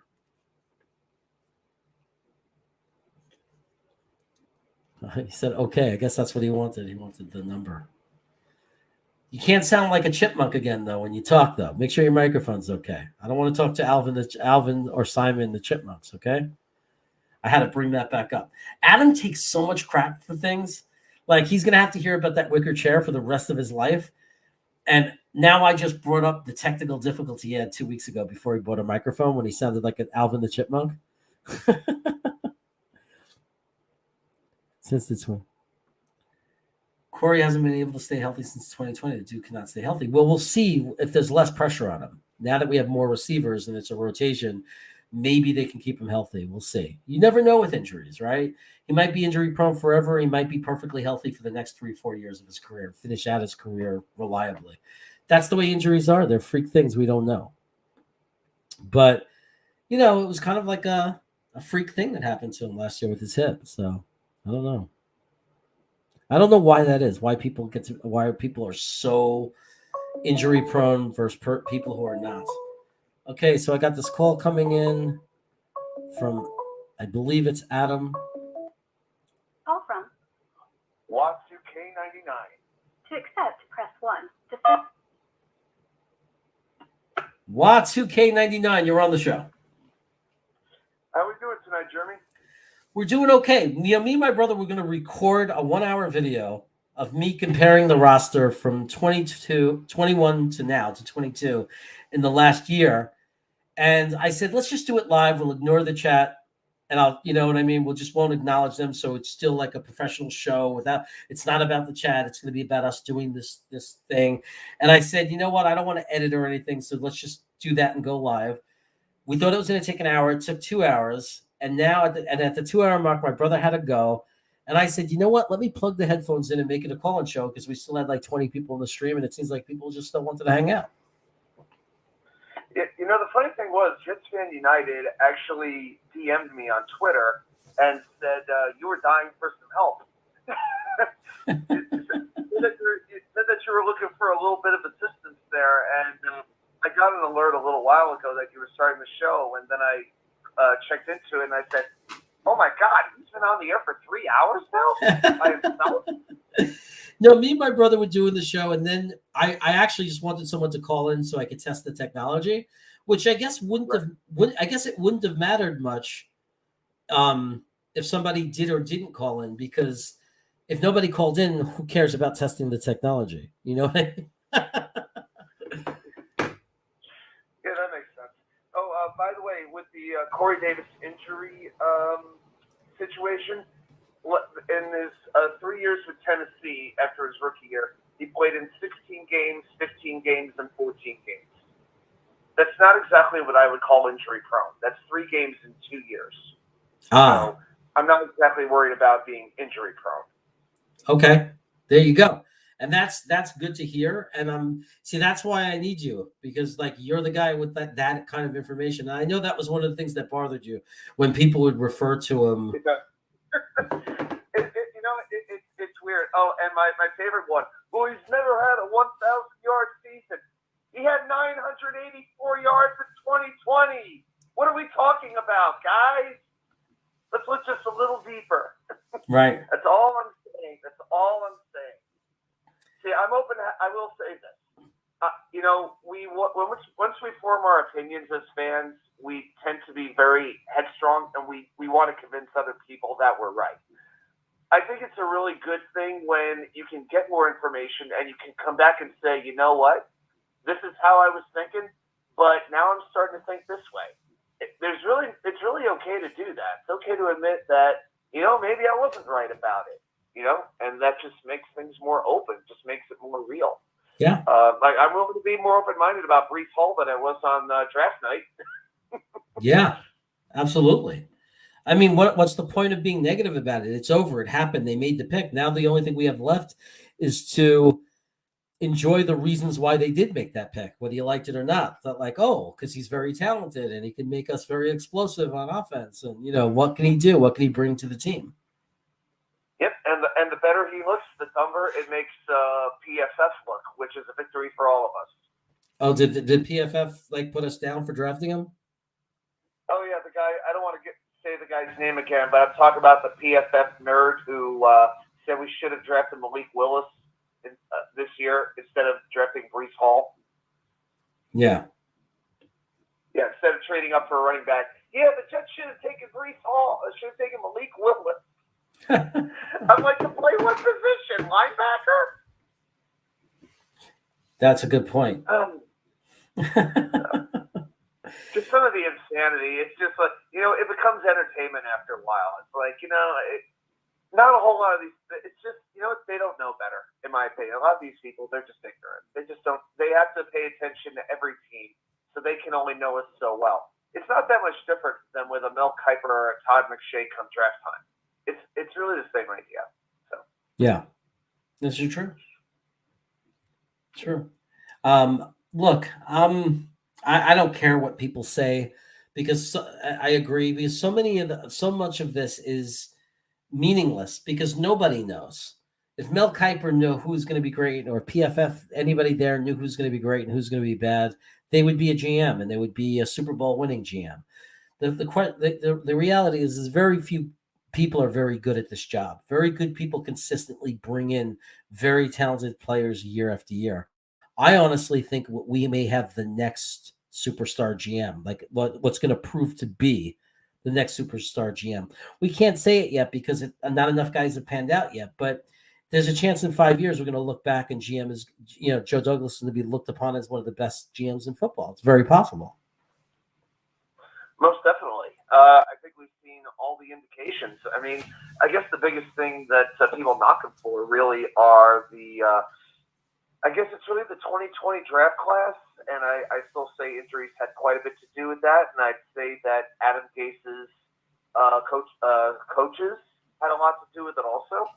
I believe they were not looking for the same kind of players then that they are looking for now, because they've overhauled the entire coaching staff. Now it's not fair to say we can just throw out that entire draft class, because at the end of the day, you're still looking for players who can actually produce. But I can't imagine that the Jets would have drafted a Michael Pirine, for instance. And I still believe Cameron Clark could have been a very capable running back had he not, had the spinal cord injuries that he had. We'll never know that. And I guess the other thing is the free agency. And again, that's mostly injuries. And every time I say that, part of me feels like, oh gosh, I'm almost giving a cop out because we keep going back to injuries. The two easiest things I think in the world to blame your struggles on are injuries and officials. Officials and those two things are the easiest thing to cite. Well, I guess we'll start blaming the officials once we get good again and we start losing games. I guess that's a good sign that we'll be legitimate again. When was the last time we got to really complain about an official? Like when Austin Seferian-Jenkins had that touchdown taken away from him in that game against New England? Mm-hmm. I think it's been that long since like an official's call kept us up, that kept us talking days later. So, yeah, right now it's we're going back and forth with injuries, and it's like, well, how much of that is really controllable? We still play on the same turf. These guys do have whatever injury histories they do or don't have. But if you drafted a guy and he wasn't really hurt in college, Steve Mackay-Becton, for instance, you can't really predict that something like that is going to happen. You just try to put these guys in a position where they're well-conditioned, and you put them in a position to take advantage of their strengths. You use their assets. Yeah. And you align your offense and defense accordingly. So. Yeah, no, I agree. So what are you honestly thinking? Like, if you had to be very real right now, very honest, let your gut just tell you, just knowing this roster, seeing the schedule now, having time to let it settle in. If you had to guess what our record was going to end up being, what would it be? I'm literally walking the floor right now as I'm contemplating your question. I can't sit still for this one. If I had to be as honest as I could possibly be, I am going 8-9. Okay. And that is leaning a little bit optimistic, but if I'm being real, completely real, I would go 7-10, 3-win improvement. Okay. To me, There's a big difference between 7 and 8. To me, if they won 8, I'd be a lot happier than 7. Because I would like it's just psychological. 2 wins to 4 wins to 8 wins, and then on to the glory the following year. But I think there's nothing unrealistic about what you're saying. I mean, it's a very inexperienced team. It doesn't mean that horrible things went wrong. It just means they're inexperienced and they're not ready to close off and win games. We've seen plenty of good teams that we know are good not be able to close off and win enough games. Indianapolis last year.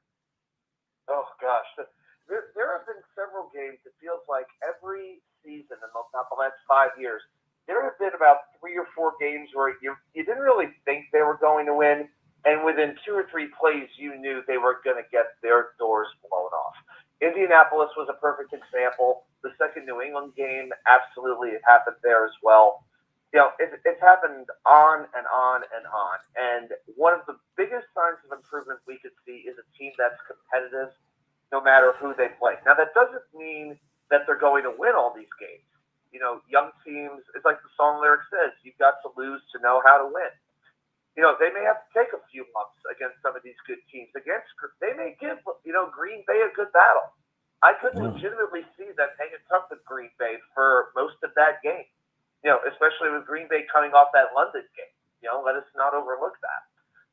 You know, but some of these teams know how to win these games because they're used to it. It's not just our players that are inexperienced, it's our coaching staff that's inexperienced with it as well. Yeah. So again, how we play, we always overreact, and when I say we, I mean football fans in general. We constantly overreact to week 1, week 2, and think how a player plays in the first week or 2 is how he's going to play the rest of the season. Well, I think we've seen enough evidence over the course of time that is not true.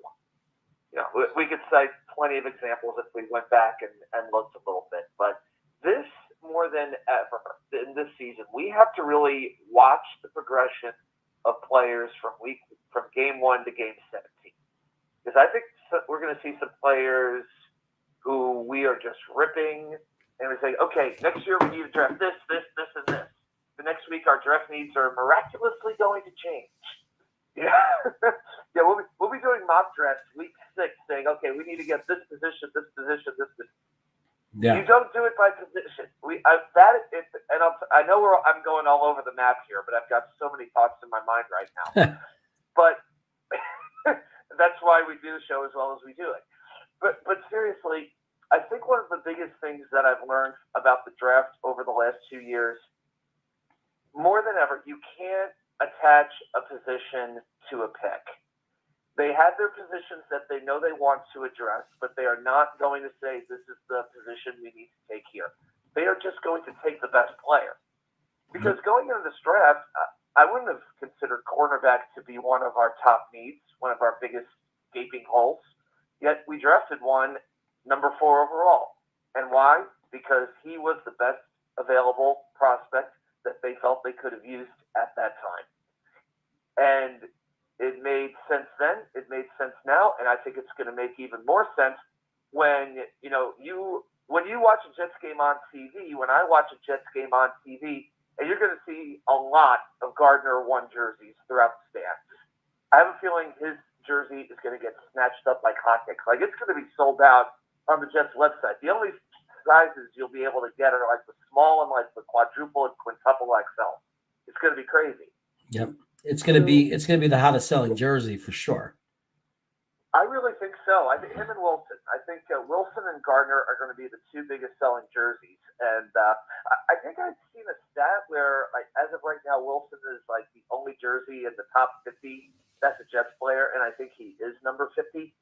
I think Gardner is going to make an immediate impact. I definitely think he's going to be all rookie. Not that that's saying much, but I think he could sneak his way into the Pro Bowl.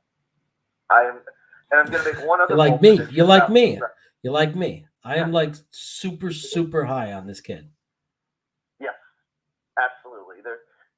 I honestly don't know how you can't be. I think the only way you cannot be big on this is if you didn't want to get a cornerback that early, and I understand that. But you take what the draft board gives you, and like last year, it made sense to take a tight end super early because it was Kyle Pitts. There was no Kyle Pitts this year. It didn't make sense to go tight end, and I believe why the Jets went out and signed C.J. Uzomah and why they signed Ty Conklin. It made sense to do that. So because they knew they were not too interested in taking a tight end with a premium pick in the draft. So now we're starting to see how free agency and the draft, how they relate to one another and how one affects the other. I will make one bold prediction about the Jets record. Okay. Mhm. I am going to predict they will tie a game this season. How about that? Okay. I am going to say they will tie one game. We haven't seen in a long time, but there's an increase in ties. They're going to be Yeah. a lot more competitive in these games this season. And with these, oh my gosh, if there's one rule change that I want to get rid of, can we please go back to 15-minute regular season overtime? 10 minutes is not enough. It's ridiculous. You blank the things over. It's a terrible. And then both teams have to possess the ball. If both teams have to possess the ball except for a touchdown, then make it 15 minutes. Really? That's all. They're talking about the playoff overtime. They need to fix the regular season overtime, in my opinion. So I am going to predict they will tie a game this season. It makes absolute no sense to me, man. Like, why it's 10 minutes? It makes no sense to me at all. Yeah, I mean, what are you going to do after that? I'm like, you should have like a field goal kicking competition or something. But I mean, you could see a tie in certain sports like hockey where there were ties back in the day. You know, wasn't the biggest deal in the world. I mean, an occasional tie in football is one thing, but it's like, why would they alter the rules to increase the probability of a tie? How does that serve the fans? How does that serve the players? And who likes that? I just want to be. I wish I could have been in the meeting room when they were negotiating the rule changes years ago and said, "Okay, I've got a great idea. Well, check this out. Here's how we're going to fix this. Okay, you want to fix overtime? Let's take 5 minutes off the clock." That's a genius idea. That's the greatest idea I've ever heard. Yes, let's have more ties and more fans walking out of the stadium thinking, "Okay, great, a tie." Yeah. So I could see something seriously like 7, 9 and 1. Would that, if it's 17 games? So, Yeah. Yeah. So let's just get crazy. It's easy to say 8 and 9 or 9 and 8. I'm just going to go 7, 9 and 1. Let's just have fun with it. Yeah. Talking with Tigo's talking some smack. He's saying he feels personally attacked by your last tweet. I don't know what that is. I did not know. I did not attack him. I did not. No. I did not insult them. What I said was, man, something effective. I would really hate to be a Maple Leafs fan right now. Well, Tigo responds. That wasn't insulting them. That wasn't mocking. It was nothing like. I got no ill will against the Toronto Maple Leafs. Okay, Tigo, nothing against. I mean, the Maple Leafs. Excuse me. No, 1967 is a long freaking time. As Jets fans, we know how long that is. Yeah. You know, because that's pretty close to how long it's been since the Jets won a Super Bowl or even got to one. So, yeah, but oh my gosh, 6 years. Now we're going to get too much into hockey, but 6 years with all that talent and they still haven't won a single series. Did they just lose? Oh, they just lost to Tampa Bay? I'm sorry? They lost to Tampa Bay in the playoffs? Yeah, lost to Tampa Bay. Yeah, two-time defending champions. Yeah. Well, they had Tampa Bay has that amazing goalie, right? Vasilevsky, yes. Yep. And Toronto, they lost Game 7 at home, and it was just one of those things. Tampa they just play the way they need to. They know how to play defense. They have an excellent coach. Not my favorite human being in the world. I'm still not over losing that series in 2015 when the Rangers lost to the Lightning in the Eastern Conference Finals. That one hurt me more than even losing in the finals in 2014 did. Was losing that series at home. Yeah, that was before I left. That was before I left to Sacramento when I was still in New York. I remember the Rangers were so good that year. I was so bummed when they lost. Yeah, I still remember. Yeah, when they lost that last game to LA in the overtimes, I was in a hotel room in Mystic, Connecticut. I think my mom and I were up for like a family event or something like that. I remember we had the whole Mystic Pizza, if you're familiar with the movie and all that kind of stuff. Yeah. They got some good shopping over there.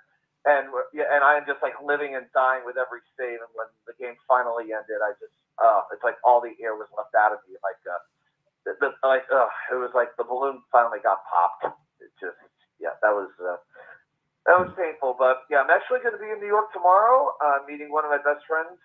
He's driving in from Connecticut. We're going to go to the Mets Mariners game tomorrow, and then I will be flying back, and my flight home to Norfolk leaves at 9 p.m. So right now, I guess my goal is to watch the first 2 periods in LaGuardia Airport, and then stay completely out of contact with the rest of the world, and then watch the 3rd period at home. Nice. So that is the plan of action. That sounds like a plan, man. I'm going to definitely check it out tomorrow. I'm excited. Love Game 7s, man. So much drama. You gotta love it.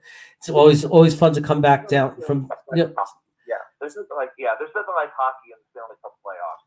Even if you're not a big hockey fan, if there's a close game, if there's a Game 7, it's very hard to not watch. It really does get pretty amazing. And to be down 3-1 and come back, it'll be great. It would be something else. I will admit the stress level got to me to the point where I couldn't even bear to watch like the 2nd or 3rd period in Game 5. We're doing the broadcast the one night, or Game 6. So I'm like, okay, this is a good omen. When I'm not watching, they're doing well, and if that's what works, then shoot, that's what I got to do.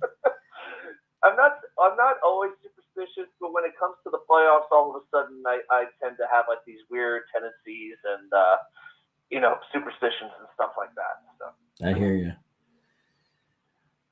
All right. Well, I think Iowa just got here, but Michael Clemens staring contest to break the tie. Oh my God. I'm going to wrap it up. Thanks for calling in, Adam, finishing up the show with me.